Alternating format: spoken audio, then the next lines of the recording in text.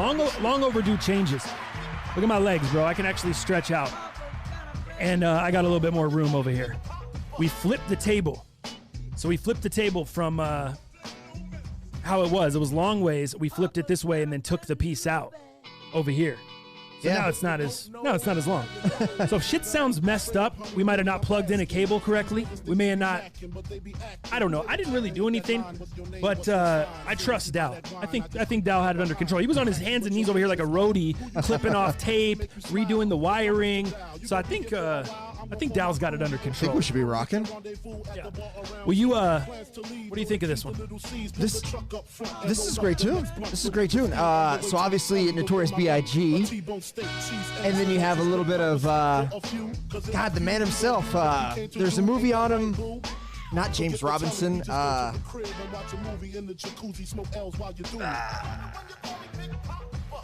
dang. Give me a hint. First letter of his first name. It's James. James, isn't it? Yeah. God damn. It's James. Why am I wanting to say Call him Rob? JB? Maybe some call him JB. James Brown. Wow, Dow. I keep wanting to say Robinson. I don't know why. Wow. It's James Brown. My bad. Unbelievable. Guys. It's terrible. But the remix is not terrible. It's funny. We were not live. We thought we were live for a second. Yeah. And we were going through and doing the normal shit, coming in the opening. And it was a completely different mashup. And we weren't live. And so we went on for like 2-3 minutes or whatever. Dow's like, oh, wait, we're not even live. Shit's fucked up. And then Dow's like, all right, it's okay. Just run it back. And I brought in a completely different one to start the show. And he looked at me like, what are you doing? This is not what I was expecting. That's what I do, bro. I keep you on your toes. Oh, no shit. Me and John King were just talking by ourselves for a little bit this morning because I forgot to put the link up right away. So I'm sorry some of you guys are late. Some of you guys are just straggling in. You didn't have the link. I know. I apologize. Yeah, it was me. I'll take the L.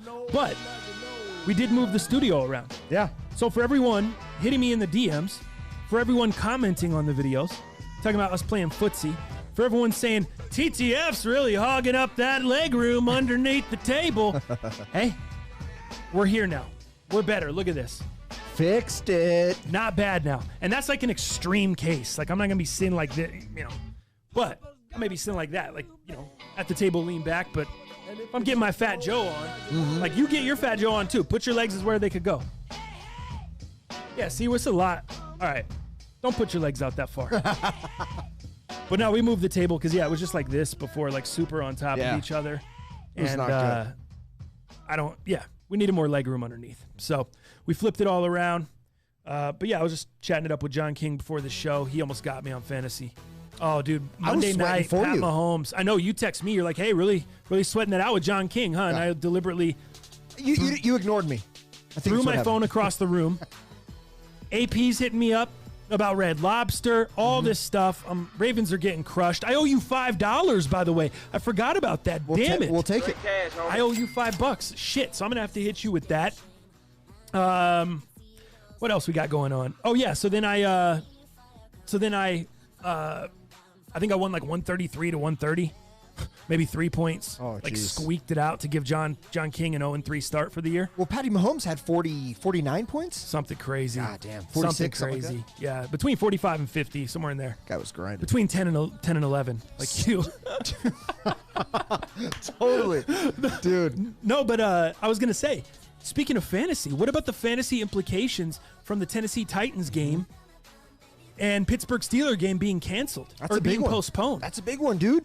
A.J. Brown, we're talking James Conner, we're talking some defense in your case for some of your fantasy leagues. I logged into my fantasy last night. Derrick Henry? I was off the radar yesterday as far as fantasy. Like, I wasn't on social media or anything. I was just grinding. I was just doing a bunch of editing, getting clips together, getting new stuff together. We're working with Denver sports betting, stuff like that. So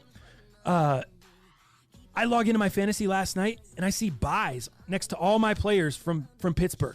I mean, I got Juju Smith-Schuster on 5 of my 7 teams. I got Pittsburgh Steelers D on 4 of my 7 teams. TJ Watt in an individual defensive player league. Young Deontay Johnson, the young upcoming wide receiver from Pittsburgh. I don't have James Conner at all, but I'm sure some of you guys do. We're just getting dicked over here. Yeah. And this is something that Maybe some of you thought about it. I didn't even think about it. I guess I thought about it, but I didn't think about the real impact. I guess I didn't think that the rest of the league would just continue to go on and the rest of fantasy would just continue to go on. And you just got to be, you're like a GM for a football team. Well, we got COVID. We got to figure it out. Yeah. We're just like the regular teams are. Nobody knows what's going to happen. It's all random. So it's still, in essence, I guess this is still fair. Our fantasy league is still fair because it's all random. You don't know if Russell Wilson and the Seahawks are going to get COVID in 2 weeks and your quarterback's going to be out. Mm-hmm. And now you're hitting the wire. Yeah. And who's out there? I mean, you got Ryan Fitzpatrick, maybe I was going to say Drew Lock, but he's injured. Kirk Cousins? Maybe guys like that. Oh, maybe. Maybe. I just dropped him the other day because I had to pick up Sure. another defense because I got the Steelers defense only. So now I'm scrubbing the wire trying to get a defense. You know what I went with? Who'd you, Denver. Denver or the Jets in every league. If the Jets weren't available, I went with Denver. If Denver wasn't available, I went with the Jets. I went with Denver and the Jets in every league, which sets up the Pooper Bowl 2020 tonight. That's true. Denver and the Jets. I know it's not probably one of our heaters. Who do you got, just out of curiosity? Dude, Because what is it? Is it like plus and minus one? Do you even know what the odds are? Yeah, it started out as Denver with a 2-point favorite. Really? Bro, 2-point favorite. On a third-string quarterback? With Brett Rippon making his very first NFL start ever. Littered with injuries. And I know the Jets are bad, but that just tells you what Vegas thinks of the Jets. It started out as a 2-point Denver favorite. Now, I don't know if it's the announcement of the starting quarterback or what happened over the past day or two. I want to say the past 2 days, the line has moved and it's swung all the way to the Jets -1. So it swung 3 points. It went from Denver -2 to now the Jets being favored. Jets are now -1. So if you want Denver, you can get Denver now +2. So if you bet Denver earlier, you got screwed. Yeah, no doubt. Because you had them giving up 2 points. Now you get them +1 point on the current line. But yeah, it's not going to be, geez. I don't know. I don't even know what to expect tonight. I have no clue what to expect. I'm really glad they did go with Rippon instead of Driscoll. Driscoll. I'm just tired of him taking sacks, standing back there like a statue. And Rippon showed some promise at the end of the game. He let him down at the end of the game. He threw a pick. He threw a pick in the red zone, but he let him all the way down, and it looked like they could actually at least move the ball. It was a substantial. This was shade. They marched down the field. Right. The offense has just been terrible. And to speak on the Jets side, I have no idea what to expect. I haven't watched the Jets super close. I know they've been getting their shit pushed in. I know Gase has no control of the team. I know they have tons of injuries. I know their top receivers out. I know Le'Veon Bell's out. But it's a crapshoot, bro. I really don't know. It's the Pooper Bowl 2020. I know. I think on national TV. Go figure. Thursday night. They can push a game via COVID, but they can't push like a nationally syndicated, huge Thursday night broadcast game. They couldn't have done better? I'm confused. I guess not. I'm about as confused as John King. Why don't we get enough likes on this? I'm confused. If you like the video, it pushes us out to more people. We're not pushing things in. Like the Jets are getting their shit pushed in. We're not doing that. Mm-hmm. We're trying to get pushed out to you. Exactly. That's all we're trying to do. Exactly. See, I don't really know what to expect from tonight. What do you expect? What do you expect to see? I expect a boring-ass game. I would rather see the Browns face. You just said the lowest ratings of the year. We're going for the Thursday night game. We're going to be that Browns-Bengals. Nope. The battle for Ohio. This is it. You shit all over that battle for Ohio, and now this is it. 1 week later, less than a week. Is it 1 week? 2 weeks. It's like a week and a half because they don't play. Oh yeah. A week, right? I mean, no, it was 2 Thursdays ago. So, yeah, 2 weeks. Like ago. A week and a half. It was last Thursday night's game. Was it was 2 Thursday days? What was last Thursday night's game? It wasn't last Thursday night's game. It was last Thursday night's game. Was it already? Battle for Ohio? Maybe so. 1 week later, and this is you. Yep. So now this is the worst Thursday night game of the year. Oh, have you looked at the rest of the schedule? Before you make the statement, have you peeped the rest of the schedule? So in 2 more weeks, we don't have to get. But it is hard to see how it could be worse than this. It's 2 0-3 teams. They don't even have a win for the season. They've looked shitty. We're on our third quarterback. Sam Darnold can't get anything going well over there. You got Adam Gase, fucking wondering eyes over there. You got a turf stadium. MetLife is the worst. Dude, yeah, what's up with that turf? Just like you said last week, they started getting there was some more injuries. Oh, yeah. Last week. That's a bad They've had stadium. issues with that turf. I don't understand. Are they going to – have you heard anything? Like, are they going to get it redone or – I haven't heard anything. That's crazy. Well, do you remember the last time the Denver Broncos played on Thursday night against the Jets? Do you remember that by chance? No. Let me do this really quick. That wasn't the notorious butt fumble. Let me just by Mark Sanchez, was it? It was not. But Okay. let me just jog your memory. Tebow trying to run around the corner. Tebow's got a first down and more. He might score. Touchdown. Flex it in the end zone. Yeah, some Tebow action. TRT. That's tight. Timothy Richard Tebow. Right at the end of the fourth quarter, the 23-yard scamper around the outside with less than a minute to go in the fourth to give the Broncos a 17-13 lead in Denver. Tebowing now on the sideline. Man. Wow. What year was that? 2012. 2012. That's Smith coming from the left side. Once he outflanks Eric Smith, it's all over. Does he run out of bounds? No. Cut back through the arm tackle. The good old days. Touchdown. Tebow. He The knows glory where it's coming days. from. Look at him. He Talking sees the about blitz glory coming. He days. knows the Actually, that wasn't outside. really glory days, was it? No. Right after that era, Peyton Manning came through, and that was glory days. That's true. Hey, Philly Mayer corrected us. I was right. What was that? Last weekend, last Thursday night, it was the Battle of Florida. Remember? You had Miami Dolphins and Jacksonville Jaguars. So it was 2 weeks ago. So it and then you was 2 started weeks ago today, yeah. All right. And then I started backing my shit up. 2 Yeah. weeks ago, and then you started backing it up. Yeah, no doubt. Good shit. Yeah, I think Mueller, play Bortles. Congratulations, Mueller. I'm going to give you and the Tampa Bay Lightning, bro. You were the only, that's not true. You were one of 2 Tampa Bay Lightning fans that I know. And I want to say congratulations to you, bro. What a The time. Lightning winning the Cup for the first time since 04. Is it 04 or 02? Tampa Bay Bucks are legit again? Possibly right. a playoff team? Rays are on a hot streak. Rays Are they? Rays won the first 2 games of their series here. They're in the playoffs. Holy shit. I picked the Rays. I just want to let you know. I bet the Rays as a dark horse to win the World Series. Put 20 on the Rays. It could happen. I might have put 20 on the Rays to win the World Series. It's COVID 2020. It could Tampa happen. is on fire right now, bro. What a time to be a Florida fan. Yeah. Oh, no shit. You got the Heat down there? I mean, NBA Finals? dude, what if the Seminoles just come out of the gate swinging? Who knows? This could be a crazy year. Right. Yeah, I think, anyway, Mueller said play Bortles. They're definitely going to have to play Bortles, bro. I mean, unless Rippon just goes out and rips it up tonight, which I doubt. But unless he just goes out and kills it and shreds the Jets like anyone should shred the Jets, short of that, dude, I definitely think it's Blake Bortles. We're talking about Jeff Driscoll, a guy who just barely made his 9th start last year. We're talking about Brett Rippon, no starts ever. This will be his first one. And we're talking about Blake Bortles, who has like 70 career starts under his belt. Give it to Blake Bortles. The guy obviously has some experience in the league. He had a couple years in Jacksonville where he was throwing for 4,000 yards. I mean, I think one year he may throw for 5,000 yards. So I give it to Blake Bortles. I say give Bortles a shot. Anyways. How heavy do I ride out Melvin Gordon tonight? Oh, dude, I don't trust any other than the defenses. I don't trust anything. And I don't even know about the defenses. Who really knows? Against the Jets, though, come on. They should. Jamal Adams. You know what? I like Melvin Gordon tonight just because I think it's the responsibility of the Denver. Philip Lindsay is out. He's out. And you're paying this man. What are they paying Melvin Gordon? $10 million a year? God, it was something crazy, right? A pretty big contract. You're giving him. They brought him in. They're paying him a ton of money per year. Philip Lindsay's out. And you give him 8 carries last week? 8 carries.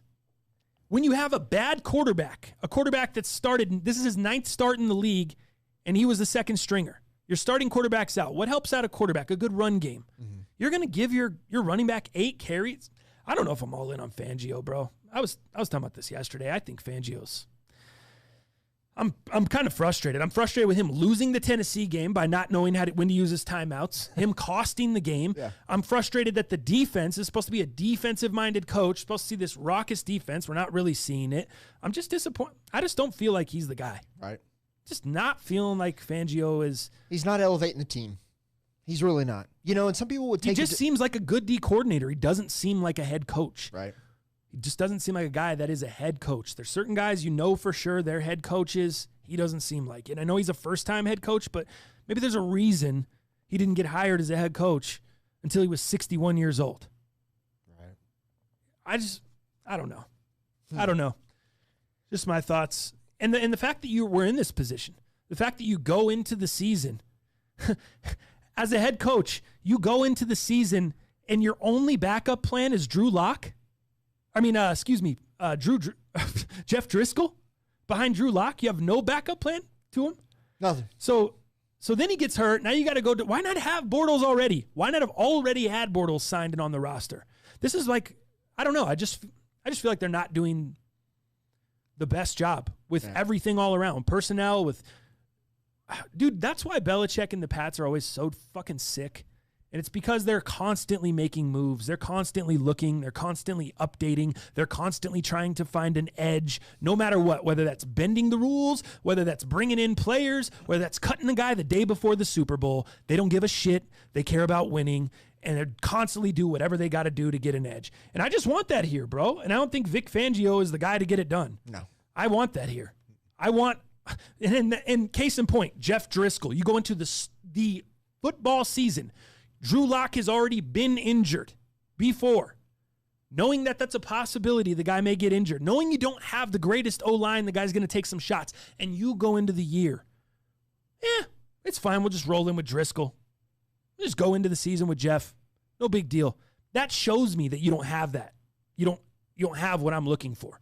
You don't have the kind of grit to go out and elevate the team. You don't have that always hungry, always searching, always trying to get better. And the NFL, the margins are razor thin anyway. We see it on a week-to-week basis. Teams that should not win pull upsets every single week or cover huge spreads that they should not cover. They have no business. There's no reason a team that should, some of these teams should be blown out by 13, 14 points, and they end up losing by 3. Mm-hmm. And it's like, how? Because the margins are razor thin. And if you're not willing to do what it takes to get better and you're not willing to look for every edge and turn over every stone, what are you doing? Still the shortest season, and I'm outside the building. I feel like, who am I? But that's just what it feels like on the outside, bro, as a fan. Right.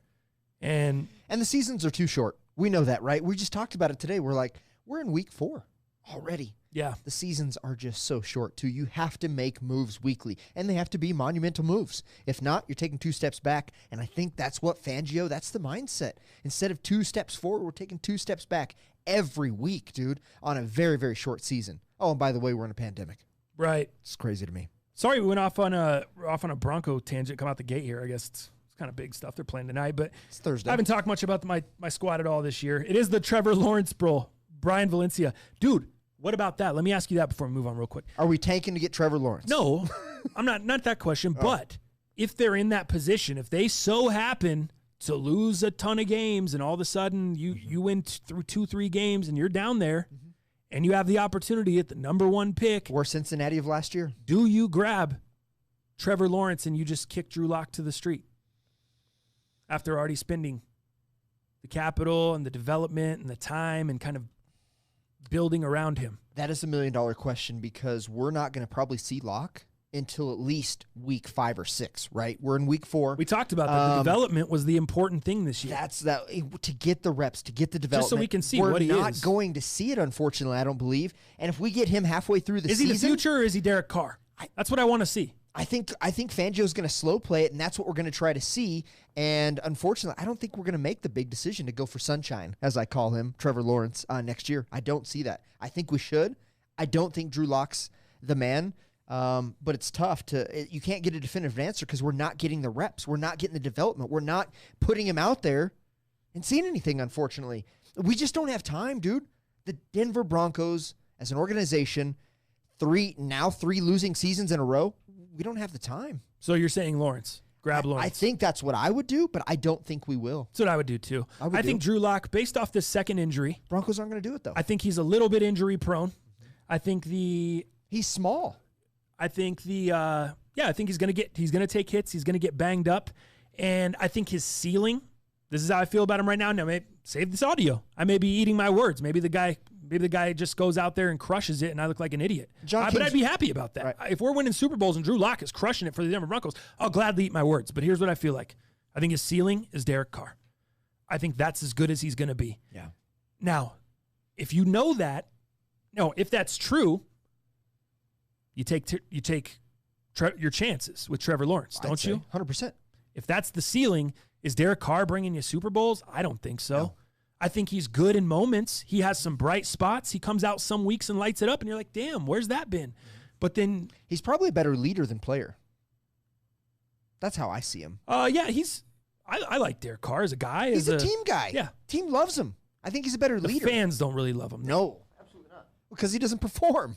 Well, it's because that's why I said it's he'll go out there and light it up, and you're like, damn, where's that been? What's going on? And then he goes out there and just takes some terrible sacks or doesn't throw the ball away in the red zone. You're like, doesn't get rid of the ball. So that's what I feel like Drew Lock is. I feel like his ceiling is Derek Carr, and you got to take him. Now, I would love to be in that position. Oh my God, could you imagine? We go from one of the greatest in Denver history, big horse teeth John Elway. Then you go to big horse mouth looking Trevor Lawrence. Awesome. Dude, he fits the Broncos. Could it be any better? If you'd just pulled me out of a time capsule and said, hey, this is John Elway's son, and it's Trevor Lawrence, I'd be like, great. Yeah. Looks just like him, slings just like him, big old mouth, big genetic, big horse face, long flowing hair. You got me pumped. I know, dude. Doesn't that sound like the future of the Broncos? I feel bad. I'm shitting on Drew Lock. I'm just Are you Trevor's hype man? It's hot take Thursday over here, bro. This is hot take shit. Don't worry, John King's got all the audio. He's got all the audio backed up. He'll bring that out later for us. Not that this could ever really go down, bro. It's just kind of, it's one of those things, you know. Yeah. Most underrated podcast league, Dallas. Yes, sir. You and I, we're hot, standing atop the league, bro. You and I, at the top of the league at 3-0. We don't have the most points, but we're both 3-0. Yeah. Joey Magana, Joey's Lynch squad, is behind us at 2-1, and he has 414 points. You have 403. I have 390. But record-wise, it doesn't matter about points. Right. You and I are in first place. And then you got 1, 2, 3, 4 2-1s. This week, I'm playing your man Thomas Yee. Is that Thomas's 2-1? Thomas's swell team? Thomas's swell team. Nice. Dow, you've got Spike's lead blocker. Who is that? Kirby? How are they in the league? Who is that? Spike's it's Kirby. It is Kirby. All right, Kirby is at 1-2. He's looking for a bounce back this week, trying to get back to 500. Mm-hmm. Desperate to get a win this week. And then John King, the former champ, 0-3, but he's looking for a big-time bounce back this week against Good Juju, who's also on the losing end of a record at 1-2. So some good matchups this week in the Most Underrated Podcast Fantasy League, bro. I'm excited. I'm really excited. I never really rocked with Drew Lock. Would love to see Trevor Lawrence in Denver. Black Prez. Hey, bro. Good for you, bud. John always got some words for you. Good for you, bud. Good for you, bud. You guys know where that soundbite came from? Did I ever tell you guys that story? Good for you, bud. Coming out the restaurant, right? Yeah, he's all drunk, coming out of a restaurant out in L.A. somewhere, and TMZ caught him, or I think it was TMZ, actually. One of the big media outlets. And one of the guys asked him a serious question about the season. It was something about the line or something about oh, yo, is so-and-so going to start over whoever this week? And John Elway hit him with this. Good for you, bud. All drunk.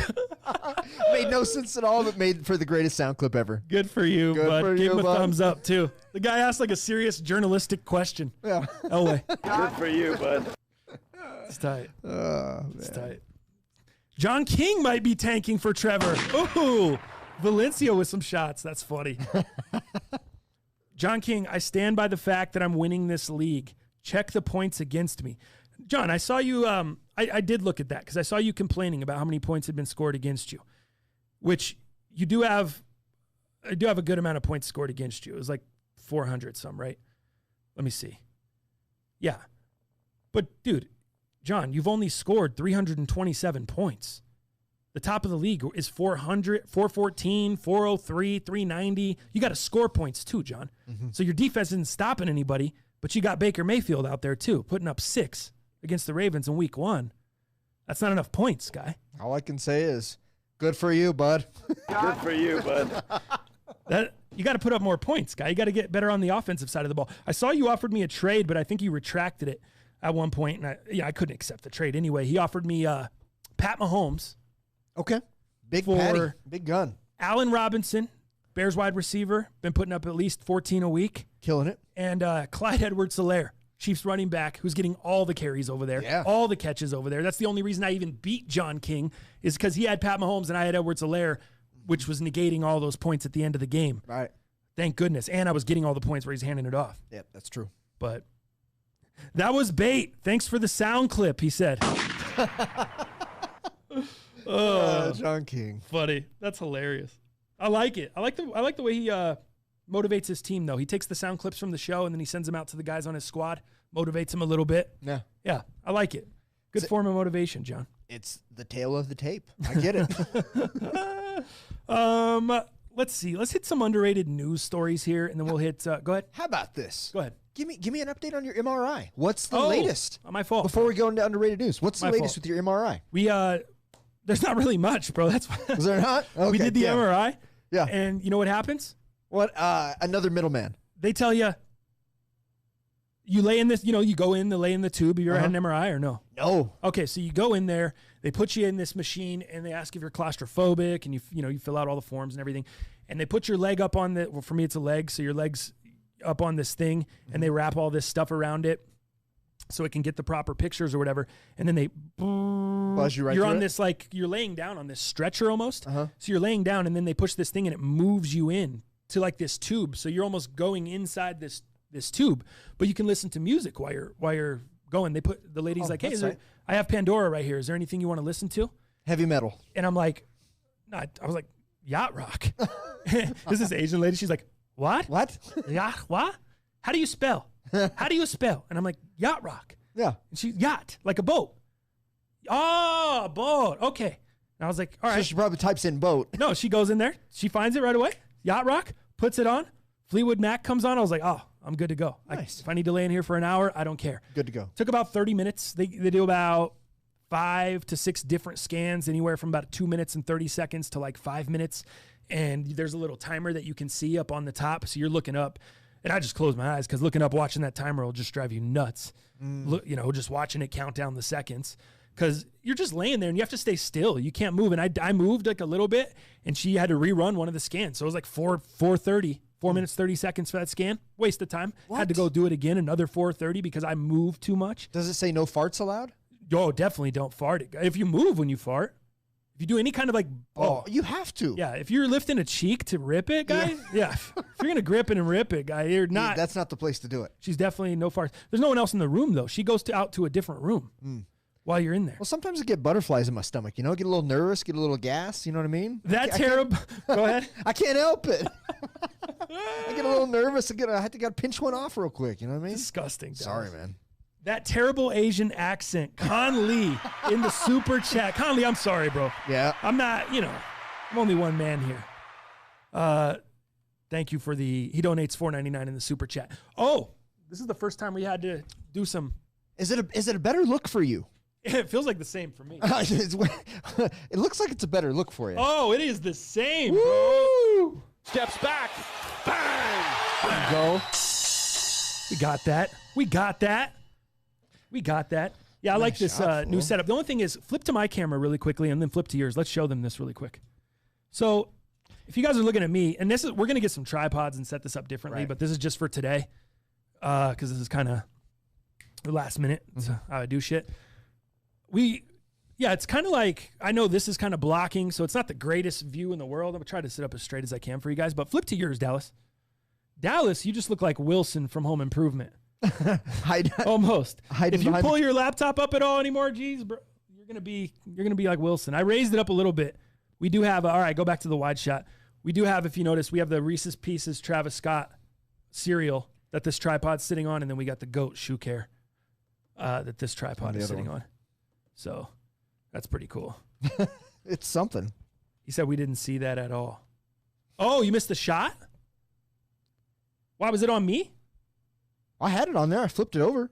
Maybe I was a little late, but I flipped her over. All right. Well, you know, it doesn't matter. But yeah, that's how the MRI goes. So I was listening to Yacht Rock doing that shit, got the whole thing, and there's no news. There's no updates. She's just like, all right, cool. The doctor will give you a call in a few days once they get the pictures. Oh, so no results yet, no nothing. Nope. No results, no anything. So I'm just waiting. And I'm waiting on results for my blood work. I went and did a physical. Oh, nice. Just so they could, you know, make sure everything was good. And I'm waiting on the results for that too. Gotcha. So. See if you're high in sugar, glucose, all that stuff. Yeah. Yeah, man. Yep. Everything. Tell me all the good stuff. Camera position tip. Never talk down to the camera. Neighborhood. What does that mean? Don't know. I'm confused. Never talk down to the camera. Am I being too high? Is it better if I'm slumping, you're saying? I don't. TTF looks like Chong, my Aunt Berta. Thank you. Throwing shots early in the cast too, I see. I think you look like Yellow Wolf over there. A little bit of Yellow Wolf action. Yellow Wolf. Yeah, man. I'm getting Yellow Wolf vibes from you. Oh, okay. Interest. Very interest. Makes viewers inferior, he said. Never talk down to the camera. Oh, he's joking. He's just joking. Okay. Well, good for you, bud. Good for you, bud. All right, Dow. Some underrated news stories. Ready. Let's jump into some of these. First, let's start out with the Kobe Bryant. Maybe you can help me out and put some pictures up. I think we were going to get to this a few weeks ago, and we never did. But there was a story that someone recently won an auction for an abandoned locker in L.A. Like a scene out of Storage Wars, the locker contained everything from Kobe Bryant's shoes to jerseys to even a mink coat from a photo shoot. So this person just bought the locker, and it had all of this Kobe stuff. And it's not just Kobe stuff. It's his actual stuff. That's it's crazy. Not just like a collector's Kobe memorabilia. Huh. So like, I don't know. Have you ever watched Storage Wars? Oh, dude, of course. But then I found out it was scripted, and I lost all hope for the world. I never watched it. I'm not that familiar. I just know. So what do? They go out. Yeah, for people that don't know. There's a group of them, obviously, that are filmed, and you kind of get, you build up this emotional attachment to these characters, right? One's a dick, two people are super nice, and then you have this power couple that go in there and buy everything. So then, you build a relationship with these individuals. And then what they do is all together, they're filmed like opening up these storage lockers, and then they just bid. Blah, blah, blah. How much for this? How much for this? How much? And then the top bidder takes the locker, but you're not allowed to go through the locker. That's the key. You're only allowed to just look from outside the locker and try to identify maybe a couple things, and if that's enough for you to take it with the highest bid. So you can't rummage through it. You can't. It's just like you're buying it kind of sight unseen to a certain degree. Does that make sense? Yeah. And then once whoever gets the highest bid, it's just kind of like they close the locker and lock it up, and then they give you the key to that lock later on in the show. And then the characters who bought the lockers just go in and kind of show what's in there. And then they kind of do what their value is versus like a street value, and then price it. Well, here's what I bought it for, and then here's what it's worth. And they kind of tally it at the end. Interesting. But it's so fucking scripted, I heard. And so I just stopped. I got disappointed and never watched it again. Yeah, I guess scripted does take a little bit of the sales out, or a little bit of the wind out of the sails. Yeah, for sure. But so they go buy this locker, and it had all this stuff. In total, there's 35 pairs of shoes, jerseys, Lakers practice gear, a Lakers all-access badge that says Mamba, tax paperwork, and more. This was all stuff that was found in the locker. Now, here's the crazy shit, dude. The buyer ended up selling the items to Storage Wars star Renee Zahota for roughly $13,000. And the plan was originally to make a fortune on the open market. But guess what happened? Vanessa Bryant. The Bryants found out? Caught a little bit of wind to this. Okay. Whoa. What? And then she was like, everybody. She contacts the people once she learned that the items, once she learned about the items and felt that they belonged to the Bryant family. So her reps reached out to Renee before they put them up for sale in hopes of working out a deal. Well, guess what happened? Vanessa Bryant now says everything's been worked out. A number of personal items, worn items, and paperwork were recently sold directly back to the Bryant family. Renee wouldn't tell us the sale of the price or the terms of the agreement, but sources close to the deal say it wasn't about turning a profit. It was about getting the items back to the family in a fair way. Look at that, dude. That's pretty sick. That's pretty crazy. That's pretty cool considering they were set to try to make a fortune on the open market. It's pretty cool that they weren't just like, no, fuck you. This is our shit. We found the shit. We have the rights to the shit. If you want the shit, go buy it for what we're going to sell it for. Damn, look at that. Like an even press pass with Mamba on it. Yeah. It's crazy. Where's those tax papers? I think there's a picture of it here. Here's some documents in the back on that one. Yeah, some documents. Here's what I'm confused about, though. Why is there a random storage locker in L.A. with Kobe's actual shit? Did someone he knew, he gave this stuff to someone he knew and said, hey, put this somewhere or hold on to it? Did he go do this himself? What's the backstory here? Like, why? This report, the story I'm reading doesn't say anything about where the items came from, how they got there. And I feel like that is really the biggest part of the story. It's cool that, the story's cool. Like everything got recovered and it's cool. Vanessa got all the items back for the family or most of the items that they wanted and everything. And I'm sure she probably let them keep a few things to sell and make a little extra money for, playing ball with her.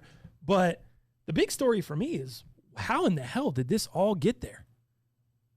Is Kobe like, what's going on behind the scenes? It almost sounds like, is he living a second life or does he have a storage unit where like maybe I don't know. I'm trying to think like maybe he kept some random stuff, for somebody that he planned to give it to. Maybe this was like a storage spot that he stopped by before a game during a season. Maybe, dude, it's hard telling, but it's weird. It's almost like that second life, living a second life shit. And no shots against anybody or especially their relationship. I don't want to speak badly on that at all. But it feels strange. Like, why wouldn't you have your own personal shit at your own personal house, especially tax paperwork? You're going to have that in a random storage locker? Right. It speaks of almost like a second life. And again, I don't mean any shade by that. It's just, why? What's the reason for it? It's very, like I said, that's the bigger story to me. It's so intriguing. Like, how did the shit get there? Down to, like, it's not just if it was just jerseys and shoes and all this stuff, it's like, hey, I just got too much of this in my house, or I'm going to, so he gave it to so-and-so, a handler, and that's kind of what I was talking about. Right. But when it comes down to, like you said, the press pass and the tax paperwork and certain documents with personal info, how does that get there? Yeah. It's interesting. Maybe he's had a couple assistants throughout the years, and maybe one of his assistants got some of that stuff, like his mink coat that was in that would be a cool gift. Oh, maybe he gifted these things to certain people? To his assistant, to certain people. That's all I can think of. And maybe that certain person or individual had a storage locker, and I don't know. I don't understand. But if Kobe gave me something, especially a mink coat that was in a photo shoot, fuck, I'm going to have that framed. It ain't going to be in a random storage locker, but that's just me. The collector in me is upset about this. I'm upset about this.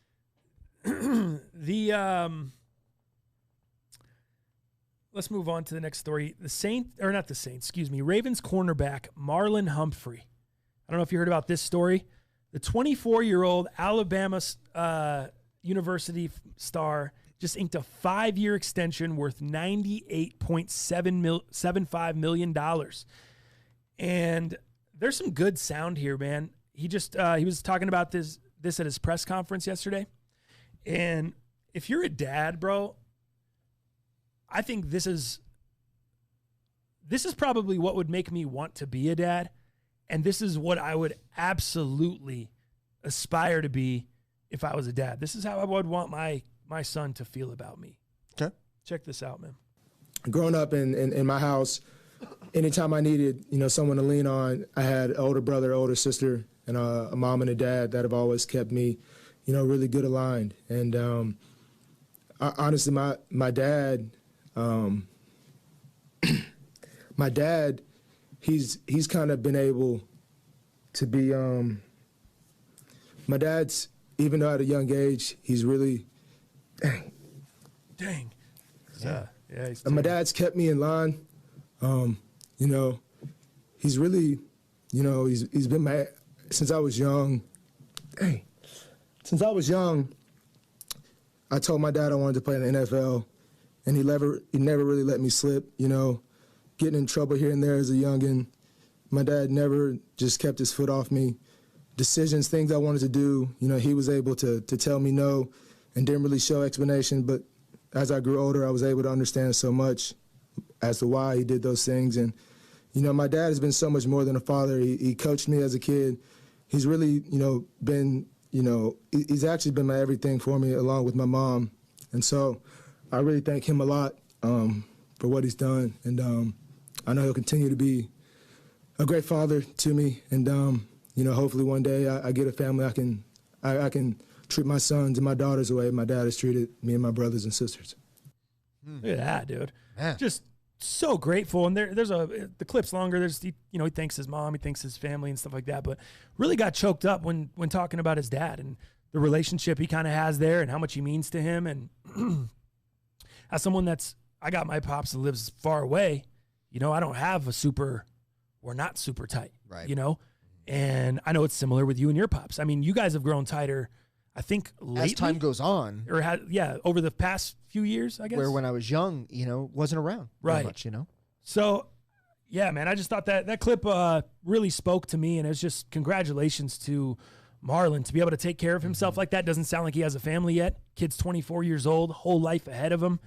And if he continues to stay on the right path, do the right things, continues to ball out, he doesn't even really, after this contract, if you can play well for the 5 years, get all of that money, you're good to go. $98.75 million extension. Be good forever. With the Baltimore Ravens.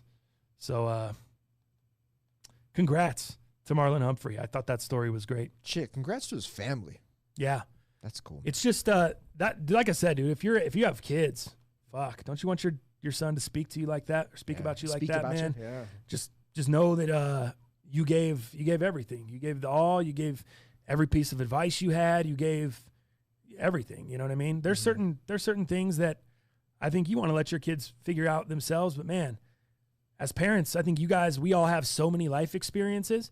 There's so many things you can try to give your kid a little bit of a head start on. So many little pitfalls. You can just be like, yo, give them a personal experience on how you went down that path or what happened, just to get them out of that. And he kind of spoke more about that too. And yeah, I really enjoyed that, man.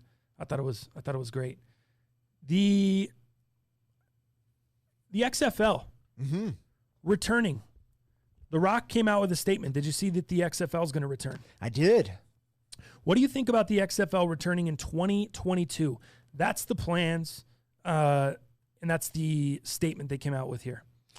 I think they better fucking bring it. Like, what are they going to do to be able to compete, to be able to have asses in the seats, audiences? I think the timing is good, 2022. That, in theory, everybody should have a vaccine. We should have a vaccine because I don't see us, till the end of 2021 to the world being able to have access to a vaccine. So I think the timing makes sense from getting outside of the pandemic and being able to put asses in the seats.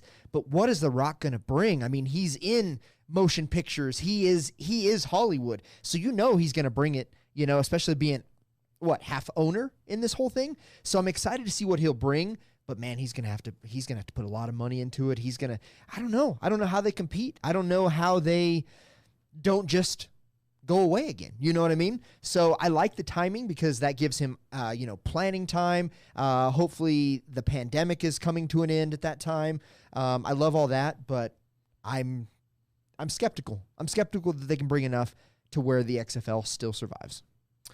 I think this is the best plan by far because there's no reason to try to push this forward in 2021 Correct. When there isn't a huge demand.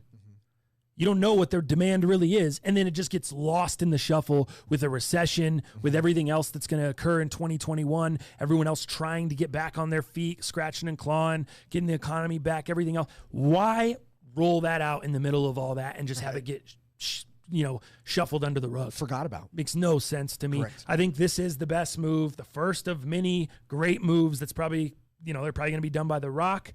The statement here from the league President Jeffrey Pollack released a statement on the decision saying, "For the love of football and for the safety of our fans, we'll be back on the field in 2022. The opportunity in front of us with our new ownership is simply too big to rush back. We want to do this properly with care and thought for everyone who loves football, especially our players, coaches, partners, and fans. And in true Rock fashion, never mind. Sorry, that was the end of the quote. My bad. I copied the rest of it into my notes. I didn't need it. So there you go. I think that's brilliant to bring it back that way. There's no plus money-wise, bro. How much money would they have to spend on these daily COVID tests that the NFL's spending? The NFL can spend that. Yeah. Make $9 billion a year. I don't know that the XFL, they're penny pinching. Yeah, for sure. It's a small business. It is. They're trying to get their feet below them. You don't, honestly, in a weird way, I know that it's not small business, but in a weird way, it kind of is. Like the amount of cash flow it takes. Like you could go bankrupt so quick. You can run through money so quick. Remember the, what's that league that folded a few years ago before them that never even got off the ground? Because they had done like $250 million and it wasn't enough. Like they had spent, what the hell is that? Not AFL. Not what the hell was it? Not the Canadian football. I think maybe it was AFL. American Football Alliance? AAF. Yeah, where we American talked about Allegiance of Football. We talked about their teams and whatnot. Yeah, that was weird. Battle Hawks and all the weird bullshit. Yeah. So I'm glad they're not going down that path. Mm-hmm. And it sounds like, again, money-wise, they got it. This is a move that really had to be done. So good job to the XFL. Let's move on. Dallas, tell me about this story here with Subway. Uh-oh. I've heard this. I see in the notes, Subway bread is not bread with question marks. That's correct. Subway bread is not bread? It is not bread. I've heard before that I've heard rumors about it, about the bread at Subway and them putting certain materials from like sneakers and shit, like rubber or like certain weird. Fill me in, bro. Not this time. This actually is something different. This actually deals with what is in the bread, but not sneakers, not weird, unacceptable materials. In this case, in a judgment published on Tuesday, the court ruled that the bread served at Subway, the U.S. chain that hawks giant sandwiches in 110 countries and territories, could not, in fact, be defined as bread because of its high sugar content. Check this out. The clincher was the act, they call it the Ireland's Value Added Tax Act of 1972. This act says that Subway's bread shall not, or bread in general, shall not exceed 2% of the weight of flour included in the dough. They found out that Subway, that was 2%, Subway's contains not 10%, but over 10% of that rating. So they are over 8% of what is actually to be able to be considered bread. So they are actually now considered a confection, i.e. a dessert. Confection. They're putting it in towards more of like a baked good or like a baked sugary good. So instead of them being in the food, bread, tea, what coffee, country is this, milk. sorry? This is in Ireland. Ireland, okay. So instead of being in the category of bread, tea, coffee, milk, and preparations of extracts of meat or eggs, they're actually included with such pieces as ice cream, chocolate, pastries, crisps, popcorn, and roasted nuts. So this is all about just science and about how much sugar they actually have via the weight of flour.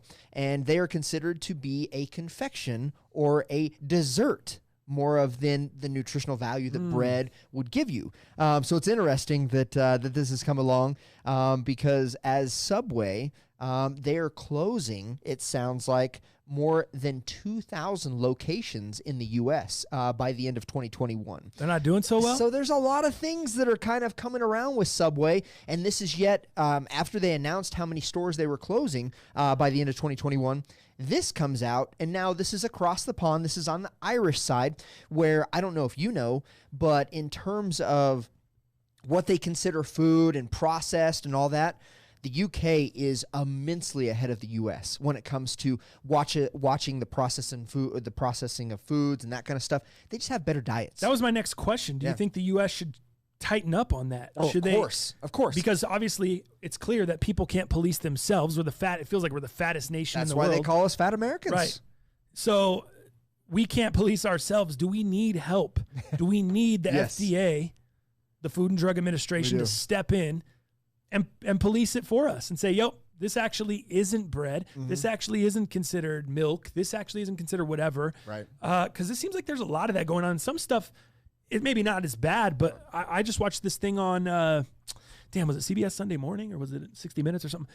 On the dairy farmers, bro. And the dairy farmers are super pissed off at the the like soy milk and oat milk and all this shit. Almond milk. Yeah, because they're taking up shelf space in their section, and it's not dairy. It's not milk, and they're still allowed to call it milk. And the dairy farmers are actually like getting really pissed off. Like, it shouldn't be called milk. It's not technically milk. Right. This isn't considered. You know, when you remember your food groups when you're a kid, you see the food pie, pyramid. and you got the pyramid. Yeah.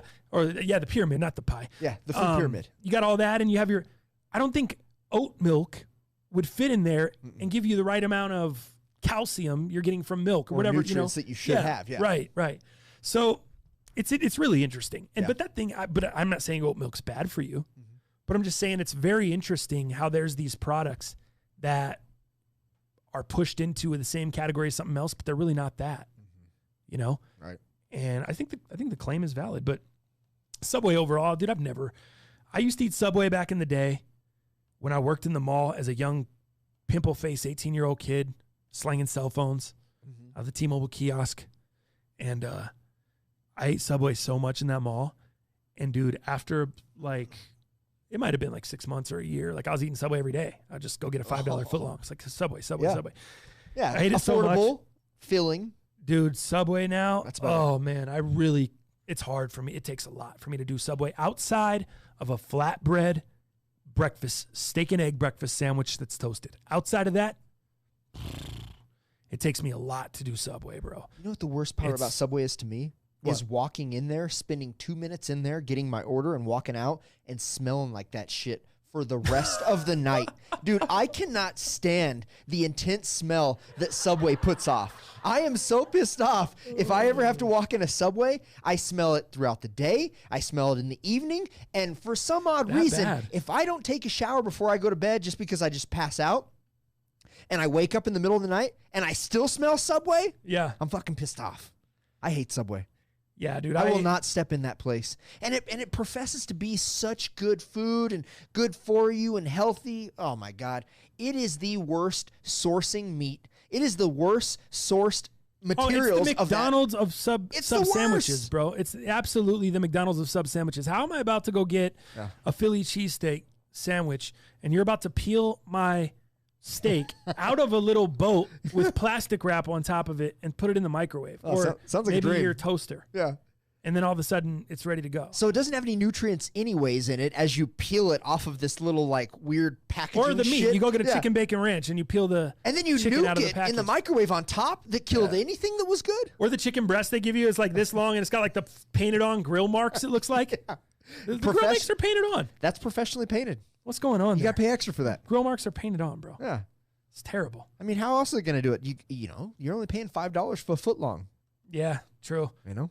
Danny B, Quiznos all day. I totally agree. We just had Quiznos there. Quiznos pretty fire, yeah. Quiznos is fire. Plus the rewards program on the app, free sandwiches. I haven't had that shit in a minute. Quiznos is good. Really, really good. They had great commercials back in the day. Quiznos. I don't even remember their commercials. You have to look it up later. Did that originate in Denver? Quiznos? I'm not familiar with that. Dude, I know. Chipotle did. The first, dude. I don't know about Quiznos. Quiznos. It might be. Well, there is a big thing. There's a downtown. There's a Quiznos location. And it says it was the first Quiznos location. Now, I'm not sure if it means the first in Denver or the first at first. But somebody do some research in the chat. Be worth checking. Let me know. Who gave it a thumbs down? Yeah, who did give it a thumbs down? It's probably Chase. Look at what Chase said. Hey, you stupid, dumb son of a bitches. We'll see if I take Kansas City for my heaters. I don't even know how, like, there's not even no LOL. There's not even a joke behind that. Like, we didn't text each other last week. Like, I don't even understand. Where's the smiley face emoji? Right. Like, where's the upside down emoji? I think maybe. I'm confused. Maybe it's because I trashed his bitch ass in his own fantasy league last week. That's how it goes, bro. That's how it goes when you match up against the French. Take your money. Come on, take your money and run. Lose, lose, lose. That's your theme song, bro. All right, anyway. Moving on. Let's go ahead and do a little bit of this, Dal.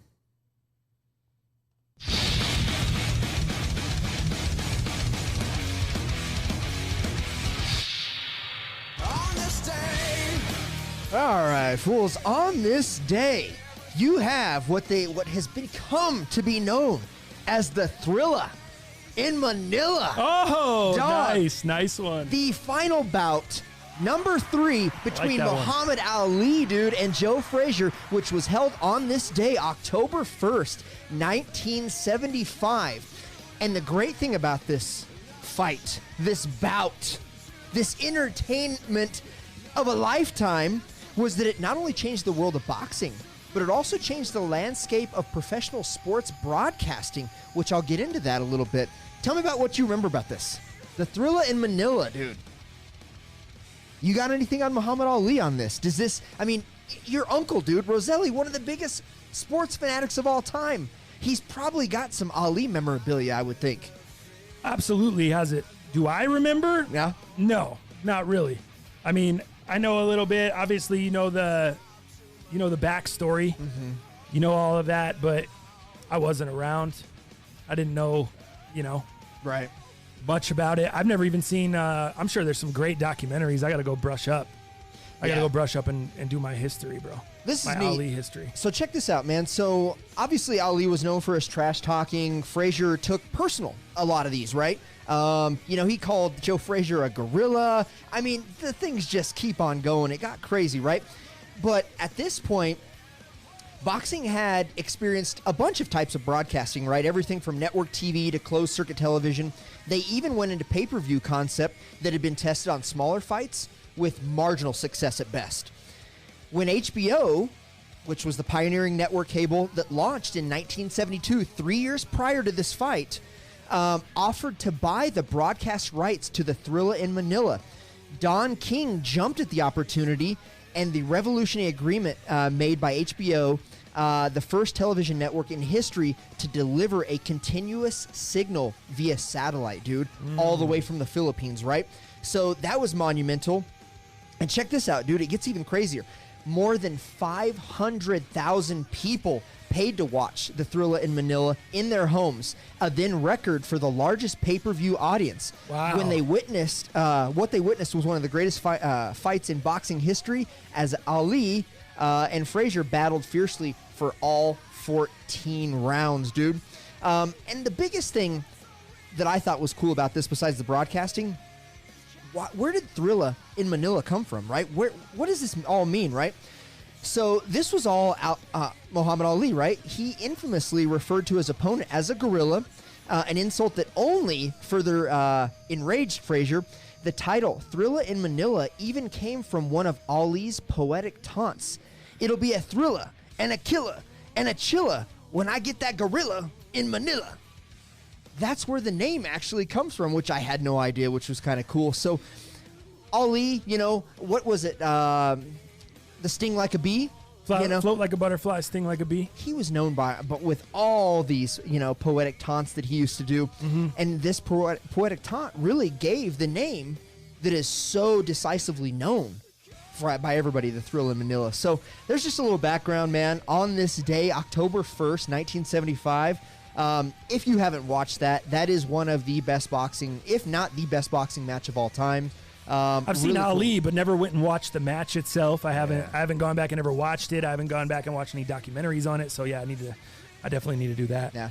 And dude, they fought in over 120 degree temperatures there in the Philippines. Like, it was just the taunts. And again, this was the third battle between Frazier and Ali, right? And this was the last. And I mean, just from the conditions, from broadcasting, from the taunts, from just them being like absolute enemies, this just played for one of the best bouts of all time. You know what I mean?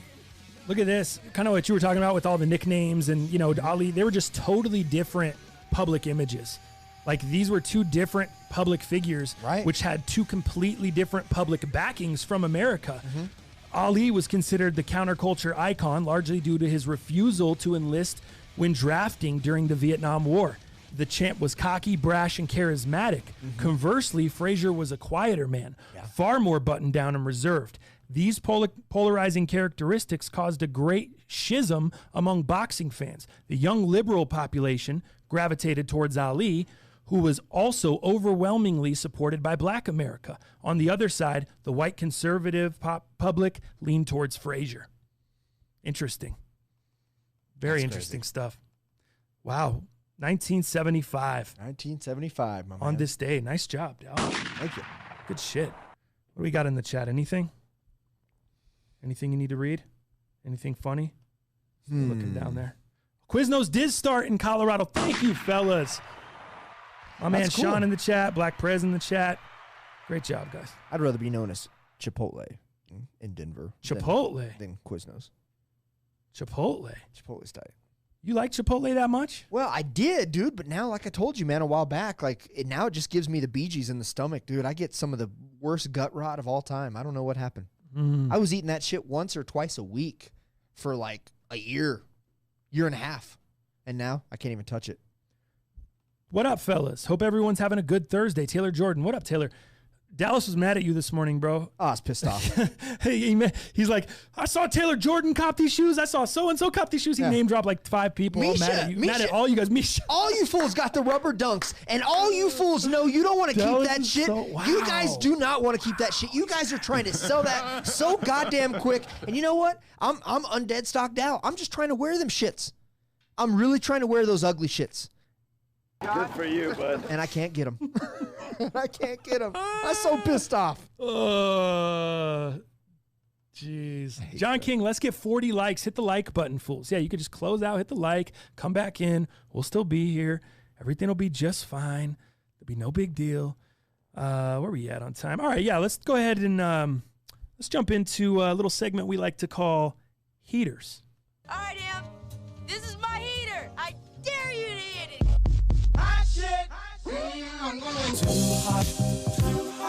Too hot, lady. Here comes the hot stepper.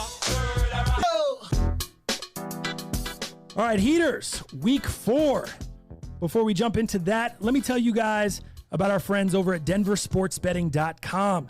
Denver Sports Betting is a local sports media outlet dedicated to covering sports from a betting perspective. DSB is not a sports book, but rather an outlet where you can educate yourself before placing a bet. From betting previews, analysis and breakdowns, to sweepstakes and memorabilia giveaways, Denver Sports Betting has you covered. Sports betting is becoming legal in more and more states throughout the country, and it's time you get your edge with denversportsbetting.com. Check them out online at denversportsbetting.com, on Twitter at BettingDenver, IG Denver Sports Betting, and Facebook Denver Sports Betting. Here we go. Thank you to our friends at Denver Sports Betting sponsoring this segment here. And you can check out, if you guys missed last week, you can check out, like on Friday, they'll have the Heaters segment. They'll have it like clipped out of the show up on the website with a dope little write-up on it, on all the picks. So you guys can check that out on denversportsbetting.com. Usually drops on Fridays, like midday. And that's where you can check that out. This week, I found this week pretty difficult, Dal. What'd you think? Oh, dude, completely difficult. Yeah. Where do you want to start? There's no other words. How about giving us a recap where we're at right now with Heaters? Dallas is 7-3 on the season. I am 8-2 on the season. Man. And we're combined 15-5. We got some work to do. So that means for $100 bettors, if you're keeping score, you're up a rack right now, bro. If you're betting on both of our picks, if you were to take 100 on put 100 on each of our picks so far this year, you're up a rack. You're up 1,000. What is your first pick this week, Dal? All right, first pick this week, man. We're going to have a bounce-back game with the New Orleans Saints, man. We got Michael Thomas, still questionable according to fantasy. Michael Thomas will be back this week. And if we know anything about the Saints, they have showed us a very inconsistent offense aside from Alvin Kamara. Having Michael Thomas back is just going to be a much more well-balanced, well-oiled machine, and you don't know what to expect with Sean Payton and Drew Brees when everybody is back with their offensive side. So this week, I am taking New Orleans Saints at -4 today against the Detroit Lions, and a lot of that is just Michael Thomas coming back and just having a bounce-back game. The momentum's got to change. Nobody expected them to be 1-2, and they have also been allowing 31.3 points a game. The tide shifts. The tide changes. New Orleans comes through -4 this week. Dal, Saints -4. Straight cash, homie. I'm going to go with you on that one, Dal. I'm going to keep it right there. I think the Saints are appealing for 2 different reasons. One, the injury situation to the Lions cornerbacks. If they continue to miss multiple corners, they're going to be in trouble against the Saints, especially if they get Michael Thomas back, like you alluded there. The other thing is I think Drew Brees is just going to be extra focused and locked in following 2 defeats. Being an elite or betting an elite quarterback after a loss, usually a good strategy, something I usually like to do when they're not favored by too many points. This fits that scenario perfectly. You got the Saints only giving up 4. Also, let me just put the cherry on top here. Breeze is 19-8 against the spread after 2 losses in a row. I think the Saints bounce back this week, cover the 4. I'm with you. Beauty. All right, for second one, man, I've got a little chalky this week, unfortunately. I got a couple dogs in there, but let's go with another chalk pick here. I got to take Bengals -3, dog, against the Jacksonville Jaguars. The passing defense of the Jaguars looks bad. It's really bad right now. They're ranked 19th in total passing yards allowed, but if you delve a bit deeper, it's even worse, dude. They are allowing an NFL worst 118.6 passer rating and had only 3 sacks over 3 games. They are the least efficient unit by the country mile, even making the Jets seem competent by comparison. That being said, Joe Burrow, he's a winner. He hasn't won a game yet, but has 628 passing yards. He's got 5 touchdowns and no picks. This rookie is control. He is control, and he is control, and it's time. This is it, man. They're gonna take this, and this is the rightful pick this week, man. -3, Cincinnati Bengals. Straight cash, homie. I'm going to go against you on this one. Yes. Our first against of the season. All right. This is our first versus of the year Play that I got 5 on it. on Heaters. Because Already? we're gonna do it. There we go. Give me it. All right, we're putting up 5 on this one then. Go. I think the Jaguars have a big motivational edge in this game coming off the extra rest and the fact that they've had more time than usual to kind of sulk and, lick their wounds after the embarrassing national television defeat to the Dolphins. It's not like they only got beat, they got beat down. The Battle of Florida. I suspect they'll play a little better. We'll get a better effort, particularly if Chark is available to return. He's questionable right now. That would be we'll nice. see. Yeah. Conversely, the Bengals just played a grueling overtime affair that went the distance and ended in a tie with the Eagles. Hey, how about a little did you know? Wait, that's the more you know. Either way, it all fits. Did you know, historically, teams coming off ties are just 9-17 against the spread since 1989? I think the most likely outcome here is either the Jags win by 3 or the Bengals win by 3. I'm going to take the underdog in this one. Jaguars plus the 3. Straight cash, homie. And I'm against Dow. We got 5 on it. We do have 5 on it. All right, so check this out. So next one, this is my last favorite of the week. I do like this one, and it's hard to bet against Kyler Murray. He is doing some great things. Check this out. I have got Arizona Cardinals -3.5 this week against the Carolina Panthers today. And so here's what we're seeing, right? Kyler Murray, budding star, getting DeAndre Hopkins. Hopkins is leading the NFL with 32 catches, 356 yards, and, running back David Johnson, 2 draft picks. They've paid a lot for these guys. And I will tell you this. They're putting their money where their mouth is this week. David Johnson is going to have a very, very good, strong running game against the Panthers, who doesn't have a great run defense. The absence of Christian McCaffrey, dude, that's going to hamper them until he comes back. Let's be honest. That's where their points come from. I just think Carolina Panthers are going to have one too many turnovers, and Kyler Murray and team are going to capitalize on those turnovers. And the running game is back this week. You're going to have a more balanced game. It's not Kyler going to have to do everything. It's not Kyler DeAndre. The running system, I should say, is back this week, and I think that's the definitive difference this week. So I take him -3.5. Cardinals -3. I have them at 3. I'll give you the 3. I'll take the 3. Yeah, I have them at 3 on DraftKings. Give me the 3 then. All right. Straight cash, homie. Cardinals -3. Tell me you're going against it. I'm not going against that one. I'm touching that game. All right. Here's what I am going to do. The Browns at the Cowboys. Of course. I feel like the Cowboys, this is what I feel like. Everyone's still on the I feel like the Cowboys are the most overrated, excuse me. Overrated, overhyped. Take a shot on that. I think I know where you're going with this one. I might be in, but overhyped and overrated. I feel like they're overrated. Check it out. They're 0-3 already this year against the spread, and they'd be 0-3 straight up if it wasn't for the epic meltdown by the Atlanta Falcons. The Cowboys have big-time injury concerns on the defensive side of the ball, missing 2 of their top 3 corners and 2 of their top 3 linebackers against Seattle last week. Now, Russell Wilson would have thrown 6 touchdown passes against them if DK Metcalf hadn't gone all Leon Lett, Deshaun Jackson. Actually, I guess he didn't drop the ball early. He just slowed up before the goal line and allowed Diggs to punch it out through the back of the end zone for a touchback. Now, I'm not saying Baker Mayfield is Russ, but I am saying the Cowboys should be favored by a maximum of about 1.5. Spread should be minus 1.5 if you want to favor the Cowboys.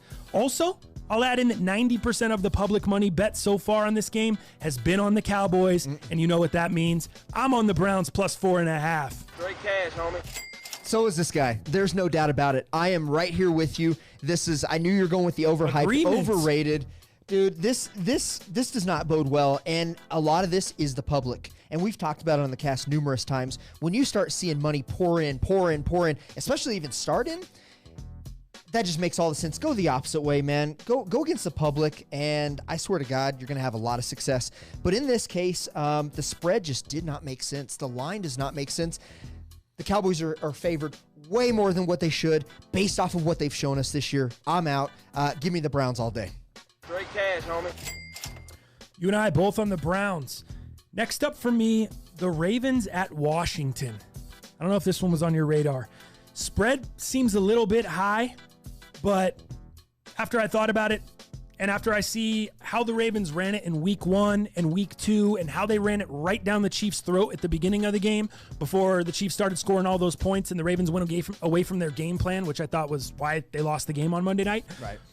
I think the Ravens get back to that run game. I think you see a healthy dose of Lamar Jackson running the ball, Gus Edwards, J.K. Dobbins, Mark Ingram. I think the Ravens get back to what they do best in Washington this weekend. Ron Rivera also hinted that Dwayne Haskins could be benched soon. Haskins has been struggling. I don't know if you've been paying attention to Washington. Did I say the Redskins 3 times? Yeah. Damn it. Yeah, he did. Gosh. That's the Washington football team. Take that L on the way out. It's my fault. First, I got it right the first 2 weeks. Damn it. Sorry. I don't know if you've been following Washington. Dwayne Haskins has been playing terrible. He's not seeing the field well, not reading defenses correctly, bad accuracy. Now, with that in mind, I'm sitting here thinking to myself, if he's playing bad against these other teams, how in the hell is he going to navigate Baltimore's defense? How? How, Sway? How, Sway? No, that was new. That is nice. Now, it's a huge mismatch. I think Washington can't block. They won't be able to move the chains. Haskin will be forced into turnovers under pressure. Meanwhile, Jackson on the other side is looking to redeem himself off a loss, and the opposition doesn't have the ammunition to stop him. Ravens to cover the big number. Straight cash, homie. Gotcha. All right, you Ravens know what? minus 13 there, by the way. Oh, geez, that's heavy. I don't know if I said that. God damn, almost 2 tutties? Yeah. Woo! That's heavy. It's a lot of points, but I don't think you're wrong. I'm not going to side with you on that one, but I don't think you're wrong. Check this one out, man. I was going to actually do a dog. I was going to take Chargers plus 7 on this one against the Tampa Bay Bucks, but guess what? You've got some injuries on the defensive side, and it does not bode well. So we're looking at Los Angeles expects to be without defensive end Melvin Ingram. That's bad news, dude. Also, defensive tackle Justin Jones and cornerback Chris Harris Jr. Oh, geez. Which is going to give Brady flexibility, time to throw the ball, time to stick in the pocket. He's a pocket passer. He is not mobile at all. He cannot move in that pocket. He is old, but that's all he needs. With Godwin coming back last week, Evans is on a hot streak. They don't really have much of a running game. LA, the Chargers do not have a defensive game this week. I have to take the favorite. Minus 7, Tampa Bay. You have to? I have to. Straight cash, homie. Have to. I'm going to go get you on this one. I know there's injuries, bro. Yeah. And it makes me nervous. Those are big three. This is my last one. Least confident? Least confident for a reason. Okay. This one makes me nervous, but the number just seems too big. 7 seems like a lot. 7 seems like a lot. A touchdown seems like a lot in this game. Even with Tampa home? I know. That's what I was going to say. I never loved the West Coast teams going home? east and playing the early kickoff. Telling you. But if the Chargers didn't play the way they did last week, I just expect them to come out better than they were last week. Well, They have to play the Buccaneers, who have to play a 3-0 team on Thursday night. So you may get the Buccaneers looking ahead a little bit, kind of like the Chargers did last week. I think the Chargers looked ahead to the Buccaneers off of a big-time win off of a big-time game against the Chiefs the week before that went into OT. Right. You remember that game? Then they got waxed last week. They just looked flat. They looked unprepared. They looked unfocused. I don't think that happens this week. I think they come out and they give us a lot better effort. And hopefully we see the team that we got against the Chiefs. And the Chargers. Where Patty had to go out and win the game. Yeah. Like he had to. Hopefully we see that squad. We didn't have the injuries, though. We didn't have the travel. So I'm going to go against you. Let's do 5 on it. Beauty.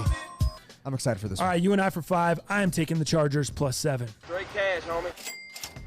There we are for the Week 3 NFL heaters. Dallas going with a ton of favorites here. Very chalky. Who you got? Who was your? Damn it. Who was your 4th one? Let's see. I sided with you. Saints, Bengals, Cardinals. Oh, did you side with me? Is that why I didn't write it down? Sided with you. Saints. No, because I had the Ravens, and you don't have the Browns. You went against me on the Saints, Bengals, Cardinals, and Chargers is all I have for you. What's your 5th one? Did I not do a 5th one? I got Browns, Ravens, Saints, Jags. You have Jags. No, that's Jags versus Bengals. I have Jags. I'm opposite of you, Chargers versus... Oh, I don't have the Bucks written up here. I'm sorry. There you go. Yeah, my last one. I'm like confused. Guy. I'm looking back in the middle of the segment. I'm like, what? Yeah, the Bucks. No, that's not right, guy. I have the Chargers written down. You look at Saints, Bengals, Cardinals, Bucks is all I have for you. You're going Bucks -7. I have Ravens, Saints, Jags, Chargers, Browns. I got you. So we got offline then. So it must have been, my last one, if that's what we've got to do here, we're going to take the Colts at the Bears. Okay. That was my last one, and I guess we didn't get to that one. Sorry. Colts, I have it -2.5 against Chicago Bears. Sure, Nick Foles had a nice bump at the end of the game that came in and won it. Miracle with the Chicago Bears. Yeah, great, whatever. Miracle. But it's just not enough, and the Colts are playing very, very well. Sure, they had a Week 1 embarrassing loss to Jacksonville, but they have had convincing defense. I think Phillip Rivers is that guy. He is the guy that they needed for consistency. He's taking better care of the ball the last 2 games, and I like this, man. You're seeing the collapse with the Bears, and Foles is enough to get it going. No, you took the Browns, I think. People in the chat said you took the Browns. That's the one I think you did agree with me on. Because you were like, yeah, I like the Browns versus the Cowboys. Oh, yeah. I like the same one as you. You're right. So now you got a dilemma. Now you just put the Colts in there. Oh, God damn, I was all confused. I fucked you up because I didn't write it down, but the people in the chat keep us straight, as always. I mean, the chat never lies. See what I'm saying? You're the ball never lies in basketball? On this show, the chat never lies. Chat keeps us straight. Chat. Are these locked or unlocked neighborhood? Oh, they sound pretty unlocked, don't they? You talked me out of everything. I'm so sorry. All right, fuck the Colts. You're out on the Colts. Dow's going with the Saints -4, Bengals -3, Cards -3, Browns +4.5, which we're on together, and the Bucks -7. A lot of favorites. 4 favorites and 1 dog for Dow Palantonio this week. I'm on the Browns +4.5, Ravens -13, Saints -4, Jags +3, Chargers +7. Ooh, I like that. Dude, I like that balance. If it helps, like I said, I was going to go to the Chargers. I was going to take that plus, injuries. But the injuries and the travel is just too much, dude. Yeah. It's just too much for me. A tutty seems like a lot for a team that played so flat last week. With Anthony Lynn, I just feel like they're going to be fired up, bro. All right.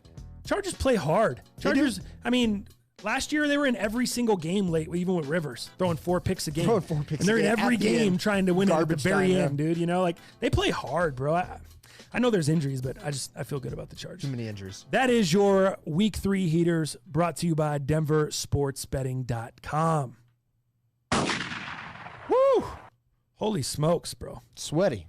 Yeah, I would say those are more unlocked heaters on there, guy. I don't know if the... Washington doesn't have an O-line. Doesn't matter who the QB is, John King. Exactly. So I love that one. Ravens -13. Such a big number. But, dude, couldn't you see the Ravens just coming out, running it down their throat and beating them like they did the Browns in week 1, 30-6 or whatever that was. Especially the way, the Chiefs handled them and didn't let them just do much at all. Right. They couldn't get anything consistent. Yeah. That was a rough game to watch. I know. Unless you're a Chiefs fan. I know. It was very, very Unless you're interesting. AP. All right, let's jump into sneakers. Brought to you by Pure Spectrum CBD, as you know. PureSpectrumCBD.com. Use the code MUP. Save yourself a little bit of money. I saw some of you guys took advantage of the 20% off. Huge. So shout out to you guys for doing that. Saving yourself some Straight cash, homie. straight cash, homie. So sneakers this week. Dal Palantonio, what do we got going? Yeah, well, I want to, we already did my rant. Let's be honest here. about not being able to cop? Yeah, so let's just... you turned into me from a couple weeks ago. No, it's awful, dude. I can't hit anything at retail. Again, the last retail cop I think I got was off of sneakers was those duck camos, man, the orange joints. And I hit the Royal Toes, Jordan ones. That's all I've hit, man, the whole entire year off of sneakers. And that was a shock drop that we all kind of knew about, right? So, I mean, I just can't consider myself taking a W on that yet, and still, it continued today. So the rubber dunks, not a huge fan of them, but part of me just wanted to see those, man. Obviously, they're different than a dunk. They've got a little air pocket in there. The materials are different. I just really wanted to see them. I wanted to wear them. This here, which the green and black joint, I forget, I think they called it the Green Strike. This was the U.S. Release. They had two others, which we'll go over here in a second. But this is what the U.S. had to choose from today. I like it. I think it's the best colorway. I think it's the most wearable colorway out of the three. And it's very Halloween spooky. It is October 1st today, and I thought this would have made sense. It would have been my Halloween shoe. You got the green slime. You got the orange, tag on it. I think that screams Halloween. I don't have a Halloween shoe either. It was a shoe I wanted for a multitude of reasons. You don't have the damn silicone shatter backboard joints? Oh, I do. I guess that is a Halloween shoe. Yeah, the KY jelly joints? Yeah. I forgot about those. Yeah, the plastic wrap joints. All right, I'll wear those, I guess. Because I couldn't hit these at retail. There you go. So these are pretty cool. My Halloween shoe. Thank you. Nice. Cool. Glad I reminded you. So these are pretty cool, man. I like them. I don't think they're the coolest shoe. I just think it's something different. And to have that little air pocket on the bottom side of a dunk, I think that's a different look. It's one that I haven't seen in a while. And damn it, I wanted to put my feet in these, but unfortunately I didn't get it. This here, this was the Asia Pacific and or China release. This was a nod to the Olympics, specifically the Olympics 96 in Atlanta with the yellows. Oh, those yellow ones are so cold. They're pretty cool, and I love the yellow like and black midsole transition. I think that's a great transition. It's really cool, but it's just astronaut looking to me for whatever reason. That silver overlay over that yellow, it's too much astronaut. And then we get into the next one, that's really astronaut. But these were cool, man. So if you had any homies in China or the Asia Pacific, this was that region release. Again, pretty cool. This is probably my second favorite. But again, I say favorite very loosely. Let's go to the third. This is the quintessential astronaut release. And this one, I'm just not feeling at all. I love the kind of Vans looking midsole. When you go with the gum midsole, you can't go wrong.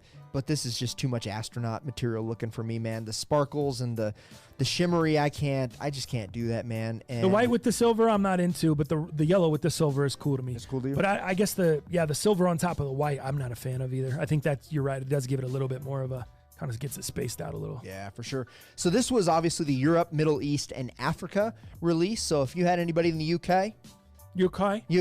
Oh, is that yeah, little Ted Lasso. If you got anybody in the UK, you can have this one. That'd be fine. But for me, I don't like that one as much. But the black was the play. That was the U.S. I couldn't hit. Taylor Jordan hit. I think Misha didn't hit specifically, but I think his cop group or like Kay's My Dad or whatever that he messes with on the Nonstop Cop, they hit. Dude, I think everybody and their mom hit on my timeline. Just not me. Just not me. So I'm a little salty on that. It's all right, guy. Yeah. And I even had you try for me. I did try for you, too. I had my best bud Muzz try for me. I had Robin try for me. None of us can hit. None of us hit. But a lot of people did, you said. Yeah, we've all got shitty sneakers accounts, so I think I might just start over. Stop it. I need a new sneakers account. I thought you've been hitting all kinds this year, and then you said you only hit one shoe. Two shoes, remember? Royal Toe and Orange Duck. Two shoes. Orange Duck. For some reason, I thought you've been hitting all kinds. I wish. I couldn't even hit the Biohack. You hit the Biohack. I can't hit shit on there. Yeah. I just can't, man. Interesting. It is what it is. How about checking out a release that comes out tomorrow? Do you remember Pharrell NMDs? Yeah. Do you? Gotcha. Are you still into them? Depending on the colorway, I still have a couple pairs I wear. What about the Trail Sole? That's the ones I have. Were you a fan of the Trail Sole, or do you like the OG? I like the Trail better. It's way more comfortable.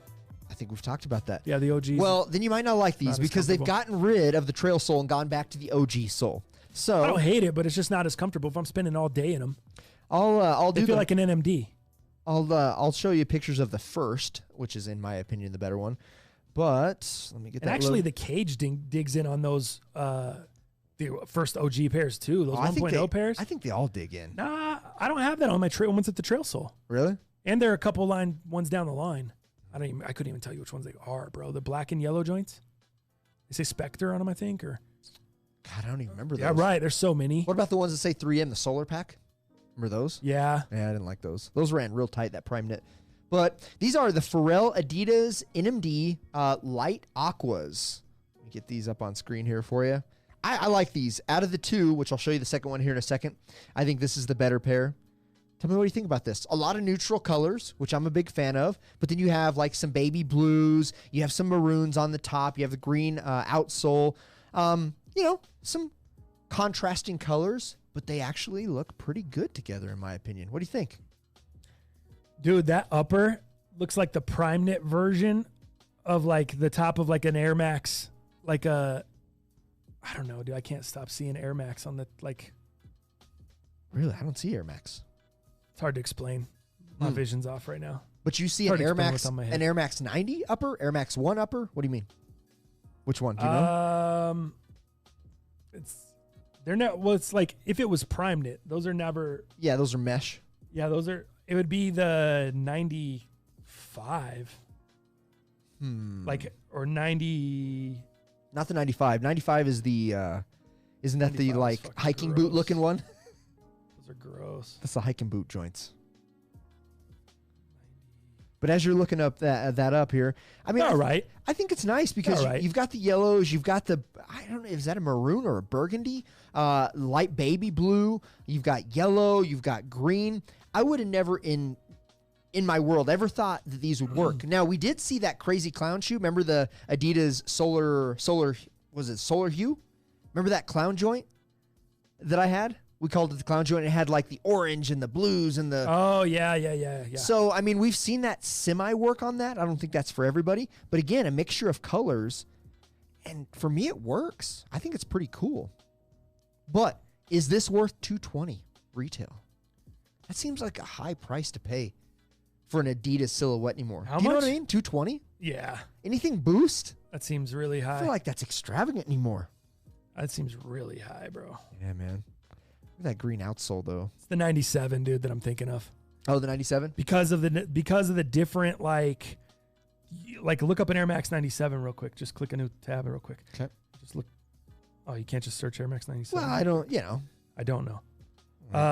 But there's like two-toned. You know how like certain pairs are two-toned? So you got the bottom part, it's one color, and then in the middle it comes up and it's another color. Mm-hmm. But it's not prime knit. That's what that reminds me of. I haven't pulled up on my computer, but... Trying to find a good... Just the yellow and black one. If you search Air Max 97, it's on Finish Line. Just like right there. I'm going to look at this one here. See if this one...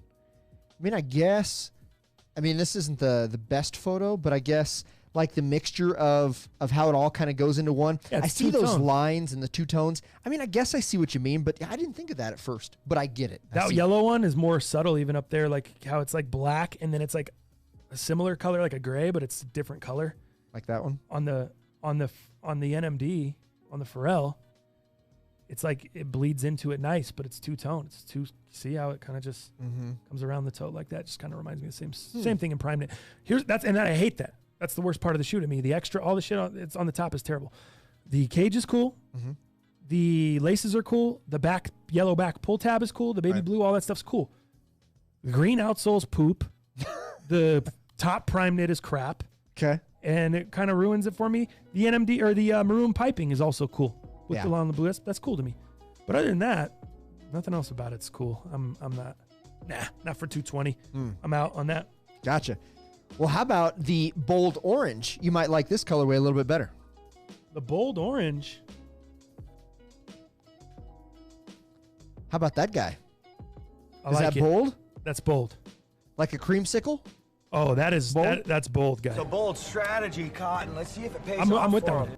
You like this one? I'm with that one. This doesn't give you the 97 vibes? Nah, that gives me a bold strategy, Cotton. Okay. I like it. Is it worth $220? Ugh. Looking down on it looks better. It's pretty cool. Looks better. You don't like that white cage on the side with the blue? White cage popping off the blue boost with the red upper? The cream outsole? Too much for you? I like it. I think it's a little bold for me, but also I think it looks better from the angle, that angle right there. also having that blue boost is kind of nice. I think that's kind of nice. Yeah, I don't. Because if it was white boost, it would be boring, I think. That blue boost. John King just said McDonald's. Now I can't unsee it. I'm out. For that reason, All right. Can't all right. unsee it. Hey, Thanks, John. That's fair. I'm loving it. I'm loving it. I'm out. Gotcha. All right. How about Supreme this morning? Were you locked in? Were you locked into Supreme? Oh, I was so locked and loaded. Nice, dude. Well, let me show you the banger this morning that I didn't get because I got to be honest with you, I got to be picky and I can't afford shit. The new Shure SM, SM5 vocal mic. This damn thing retail for $258, dog. Isn't this the shitty one that we got, $99 JJ? mic, yeah. The $100, $120 JJ mic? Yeah. So it's really weird because with certain Supreme items, you're like, oh, damn, that's a good deal. Like one of those is only $100 normal and they're only charging $138 for the Supreme one. Not bad. And then some stuff like this just seems so overpriced. Right. That's a $100 mic at Guitar Center and they're charging. Is it because it came with the mic cable? Maybe the red cable, maybe because the OG one, yeah, when you buy them, I don't know if they do come with a cable. But it doesn't say Supreme. It says Shure on the cable. What if it said a bunch of Supreme? Like, see how it says Shure all over it? Yeah. I can't. Yeah, there you go. What if that would have said a bunch of Supremes? Would that have been worth it? That still would have been out. $258. $258's a grip. That's taxing, dog. And where would we use that? These mics that we're talking into right now are 100 times better than that mic. We'd have it for our guests. It's a $450 mic. That's correct. With no Supreme, no nothing. You put Supreme on this, they charge you $780. We'd have it for our guests. That would be the guest mic. That's the guest mic. When Prez comes and sits in studio. Black Prez. Right. Yeah, that's the guest mic for sure.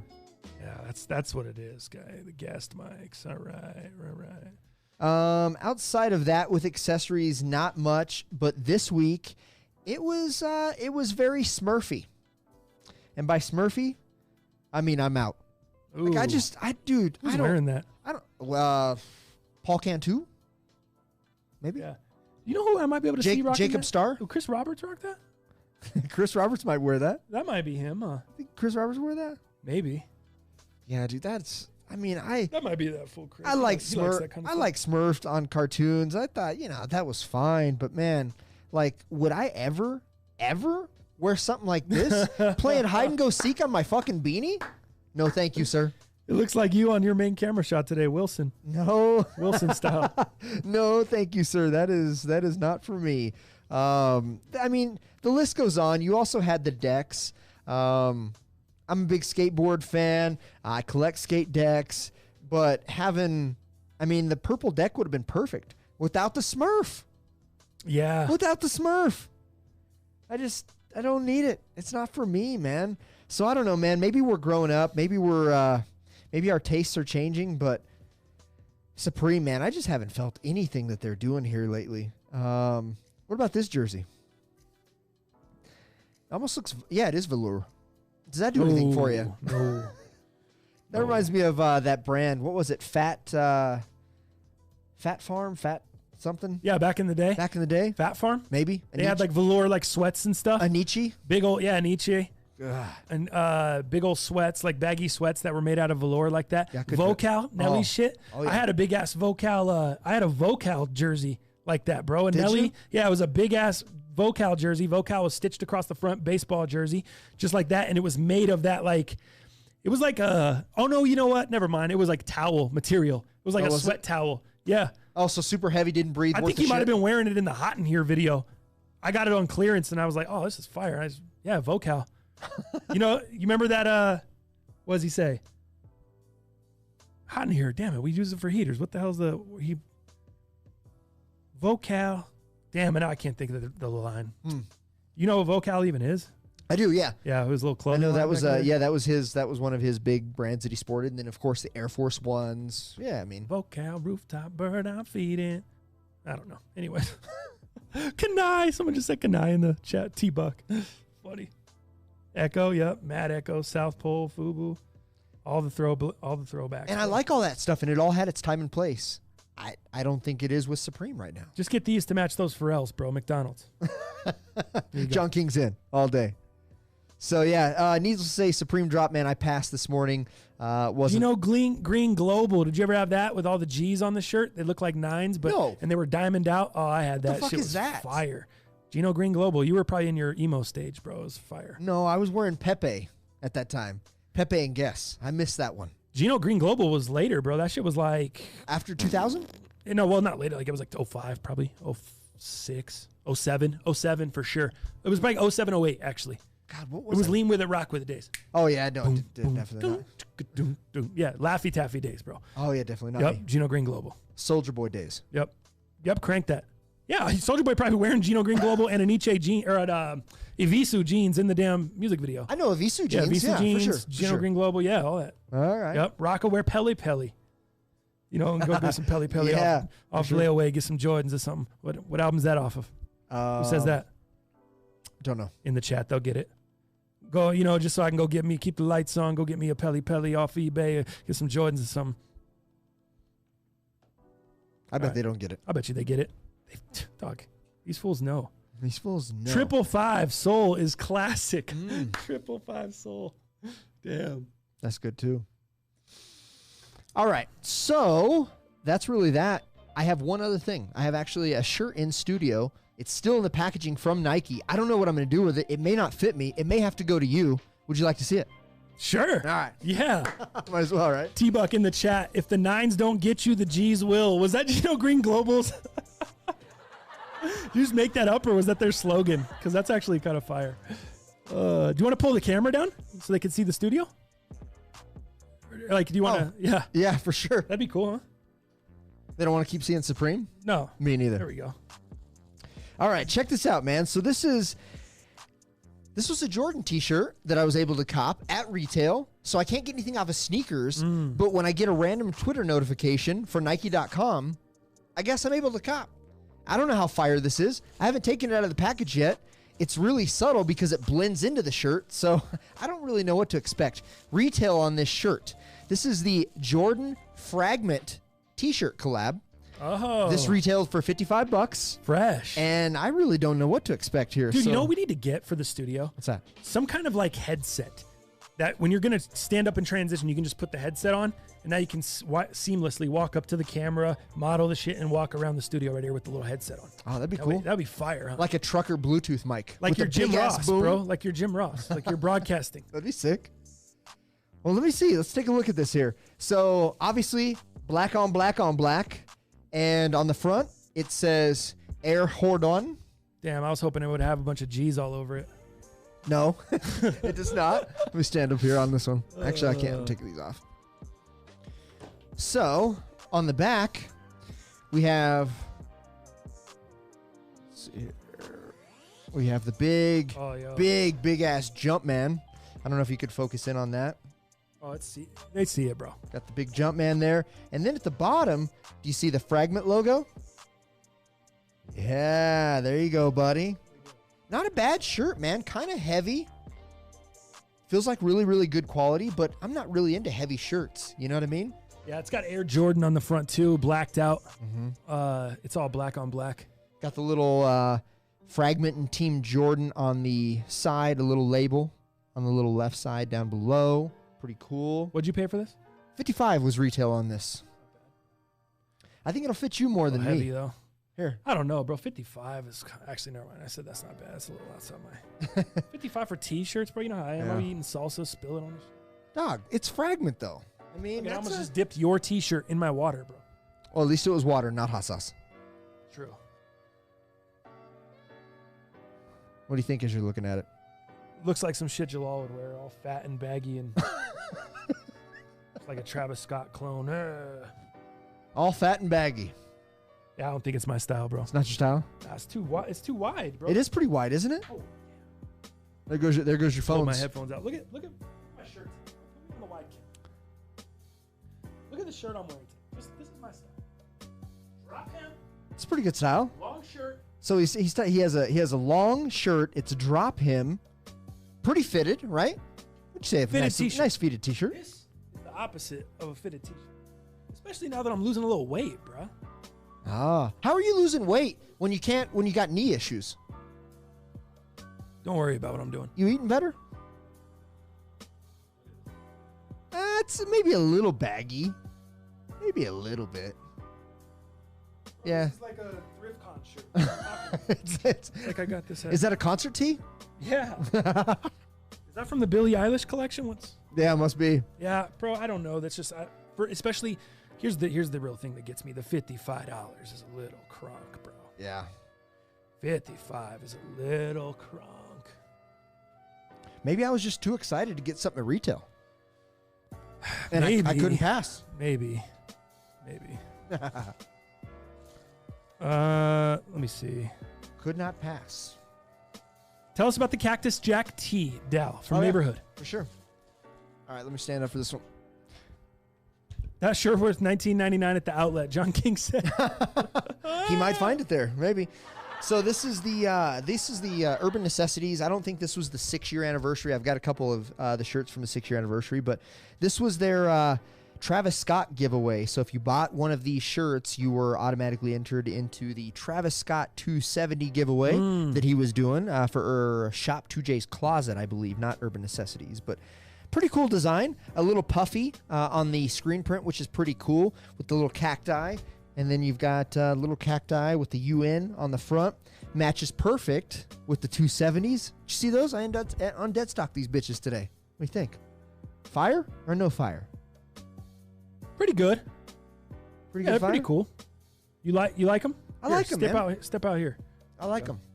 There you go. Give them a good look. You got to switch cameras on the setup. What do you guys think of the 270s? Pretty good on feet. I don't know if it's my style or shoe like have to have. It's not a shoe. If I could get it, cool, but I don't think I'd pay resale for it, especially with the poop outsoles or midsoles. Looks like you wipe your butt with them. If you guys remember that episode of the show, wipe your butt when with we them. looked at those. Yeah, they look like some butt wipers, guy. But fire fit because the shirt, you got the brown shirt, you got the whole, it's the whole deal there. Yeah, I unfortunately didn't get the McDonald's Travis Scott shorts that would have went really well for these. And had I got those, they wouldn't have been in by yet, because Travis Scott takes forever to ship his merch. Mm-hmm. But I think that's the only thing that would put this fit over the top. Instead, a little bit more subtle look. Yeah, a little more chill. You know what I mean? By the way, Dal, I still have my Billie Eilish shirt you recommended me buying months ago at Uniqlo. John King. Nice. I got rid of mine. The Billie Eilish one? You flipped it already? Yeah, I got money or what? I think I made $5 on one, and then I evened out on the other one. So basically, what you're saying, that's why John's saying that, because it's not worth money. Yeah. Oh no, John, you should just cut that up, man. Make it your workout shirt, dog. Dal. Take that L on the way out. Actually, I guess it's not you. You got rid of yours and made a $5 thing. You yelled onto it too long. I know. You gotta move while it's hot. Hey, if you don't know, John, if you haven't been tuned in to the Dal Palantonio resale prediction game, just know it's been a lot. It's been a lot of L's, bro. It's been a lot of L's. It hasn't been good. Resale prediction game. I seen that shirt at the Goodwill for $3.99. The Uniqlo one, the Billie Eilish one, or are you talking about the Jordan shirt? Probably the Jordan shirt. Yeah, it was nothing special. They're roasting you for saying it was 100% cotton. 100% cotton. That's hilarious. All right, what's next, guy? I think that's all I got, really, for the sneakers. I don't have any sneakers in this week. I will tell you, Foot Action hasn't canceled my order yet, but I was able to get the Air Raids that we talked about. The black and gray joints, the OGs. Mm-hmm. Remember those? So I was able to get those. They haven't shipped yet. Haven't seen them yet. Foot Action hasn't canceled my order yet. So hopefully we'll have some sneakers in studio. Take a look at those. Maybe somebody from the cast, because it sounded like everybody from the cast copped the rubber dunks. I'm not looking for oop. I'm not looking for retail. Hit me up. I need a size 10. We could do a 10.5. That's fine. Let me know because I'd like to wear those. That'd be really neat. That'd be really neat. And I'll help you pay your bills. Love it. Because I'm poor anyways over here. And, I'm here to help anybody to pay their bills. Love it. Love it. Let's finish out the show with the game last night. Did you watch game 1? I did. It was miserable. Why? What do you mean? I didn't enjoy it at all. They were getting blown out? Everybody was getting blown out. So, the Heat were getting blown out. Everybody was having injuries on the Heat. Jimmy Butler goes out, comes back in, goes out. The ankle still becomes an issue. But did you see him step on that? Oh, yeah. Oh, shit. That looked bad, dude. There's no doubt about that. And then, obviously, Dragic going out. That's a big, big knock against the Heat. Like, he's one of their highest scorers. He is like one of their bigger presence within the field there with them, and that's a big, big loss. Tyler Hero, he can't win it all. He's coming off the bench. It's looking pretty bleak for the Heat. Miami Heat's guard Goran Dragic and big man Bam Adebayo both listed as doubtful for Game 2 of the NBA Finals. It was announced this morning. That's not good. And Bam's was a shoulder, and then Dragic is a plantar fascia tear in his left foot. And it's a tear. Yeah. That's not good. While the MRI for Adebayo revealed a neck strain is what he's looking at. Jeez, dude. So that's where he's at. Jimmy Butler also, you said the ankle thing. Left Wednesday night wearing a wrap on his ankle. It's not looking good. Ankles, I mean, we've seen people play through ankles, depending. But, yeah, Dragic and Adebayo saying it's doubtful. And, dude, I mean, did those guys, after they went down last night, after the Lakers went down, dude, I was like, damn, are the Lakers just about to, drop this game? Or what's up here? What's going on? And it looked like they got punched in the mouth, bro. The Heat came out and just popped them in the teeth. And then they took that punch and just came back with haymakers, bro. Davis dropping 34. LeBron 25 or something, 36 minutes. Tons of assists. Killing it. Bron was just bullying that team, dude, last night. Like, he could do whatever he wanted. And he was one. That was what I was wanting out of him. He was one assist away from another triple-double, I know. It was crazy. Just bullying, doing whatever he wanted to do. And their outside shooting was great. Aside from the Heat, who was shooting like shit, I didn't even see what their total field goal percentage was, but it wasn't. It had not been very good. I just wanted to see that he could take over a game. I don't feel like I've seen that from Bron while AD's been there. And last night I felt like even with AD having 34 points, I felt like LeBron still just kind of took it over and got everyone. I don't know. It was what I was expecting out of the King. That's a King type shit. You know what I mean? Like the past 2 games, triple-double last game, this game. Looking good. Yeah, he looks. And now with the injuries, it's gonna be tough for the Heat. I still don't think the Heat get swept out. I didn't before the series. I didn't think there's any way they get swept out. But with the injuries now, gosh, am I changing my mind now? These 2 fools doubtful. Butler banged up. Yeah, I'd like to see the Heat take 1 game, but I think I'd be shocked if this goes 5. Based off what we're seeing right now. Danny B in the chat with the broom. Bring out the broom. He put the broom emoji. Bring out the broom. Yeah, it could be. It's a wrap. Lakers in 4. Dirty DJ. Heat missed shots like crazy. I know, dude. That's exactly what I was thinking last night.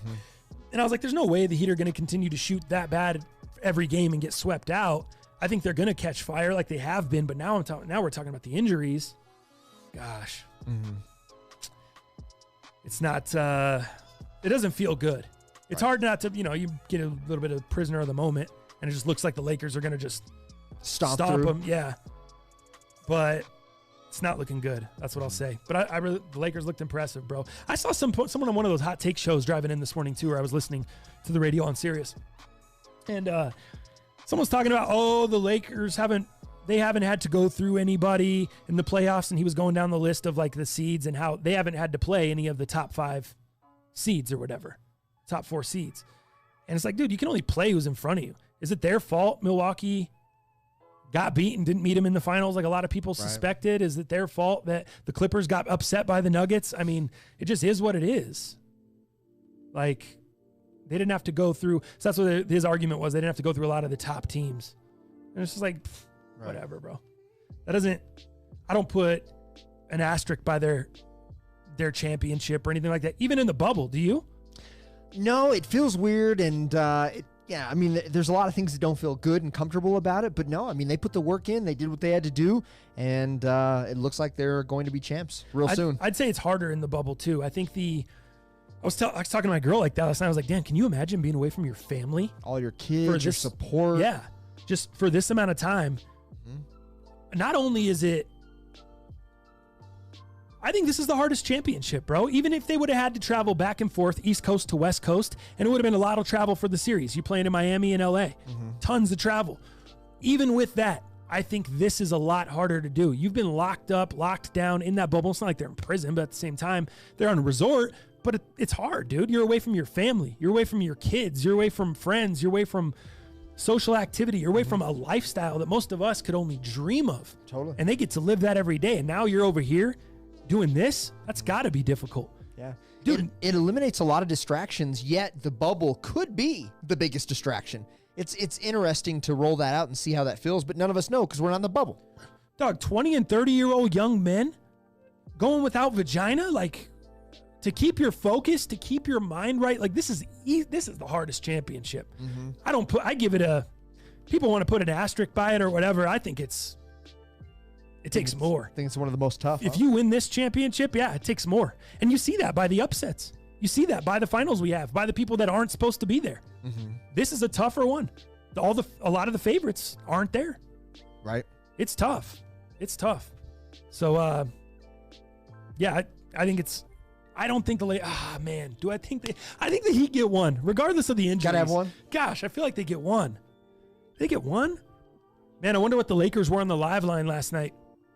I was out walking Benny, and I when they were down, and I was like, shit, I should have looked at the live line. Remember they were down early, like 2. They had 2 points. It was like Heat was already in the teens, and then it was like 25-12 for a little bit, and I was like, oh. What do we have here? Yeah, I should have bet it. Should have looked it up on the live line. But, Ben, I think the Nuggets would have won if they played at Pepsi. I don't know, dude, because then you got to think about they would have had to go to L.A. for the Clips series and then go to L.A. for the Lakers series, dude. That's rough, guy. That's a tough building. Yeah, you don't think Kobe is in the building? That's somehow? Tough. Right. You know what I mean? That's got the Mamba hanging in the rafters up there. Yeah, same year. Yeah. But Pepsi's tough, too. I mean, I get it. Pepsi's is. tough, too. I'm not saying that Nuggets probably would have won all the games at Pepsi. It would have been hard to come in here, but I don't know that they do. I don't know that those road games. I don't know. They had some crazy comebacks, bro. And I don't know if they do that on the road. Are they coming back 3-1 from 3-1 deficit twice on the road? They have to go on the road and play these series? I don't know, bro. Especially in Utah, like we talked about. No way. Yeah. It's tough. Well, we have come to that time. Is the end of the show. It is the end. Thank you to everybody that came through, kicked it with us in the chat today. Thank you to everybody that threw down some donations in the super chat. As always, appreciate you guys tuning in. Make sure you check out PureSpectrumCBD.org. All your CBD needs. Use the code MUP. Save yourself a little bit of money. Also, DenverSportsBetting.com. Check it tomorrow. Heaters segment will be up there if you missed it today. Or if you tuned in late, you want to check out the Heaters, all our plays, run the show back. Check out DenverSportsBetting.com. Other than that, anything else, Dal? No, fool. Go Broncos tonight. Go Broncos tonight. See what happens. Pooper Bowl 2020. Pooper Bowl 2020. Let's see. See what happens. See what you got. All right. With all that being said, we will see you fools right back here on Monday.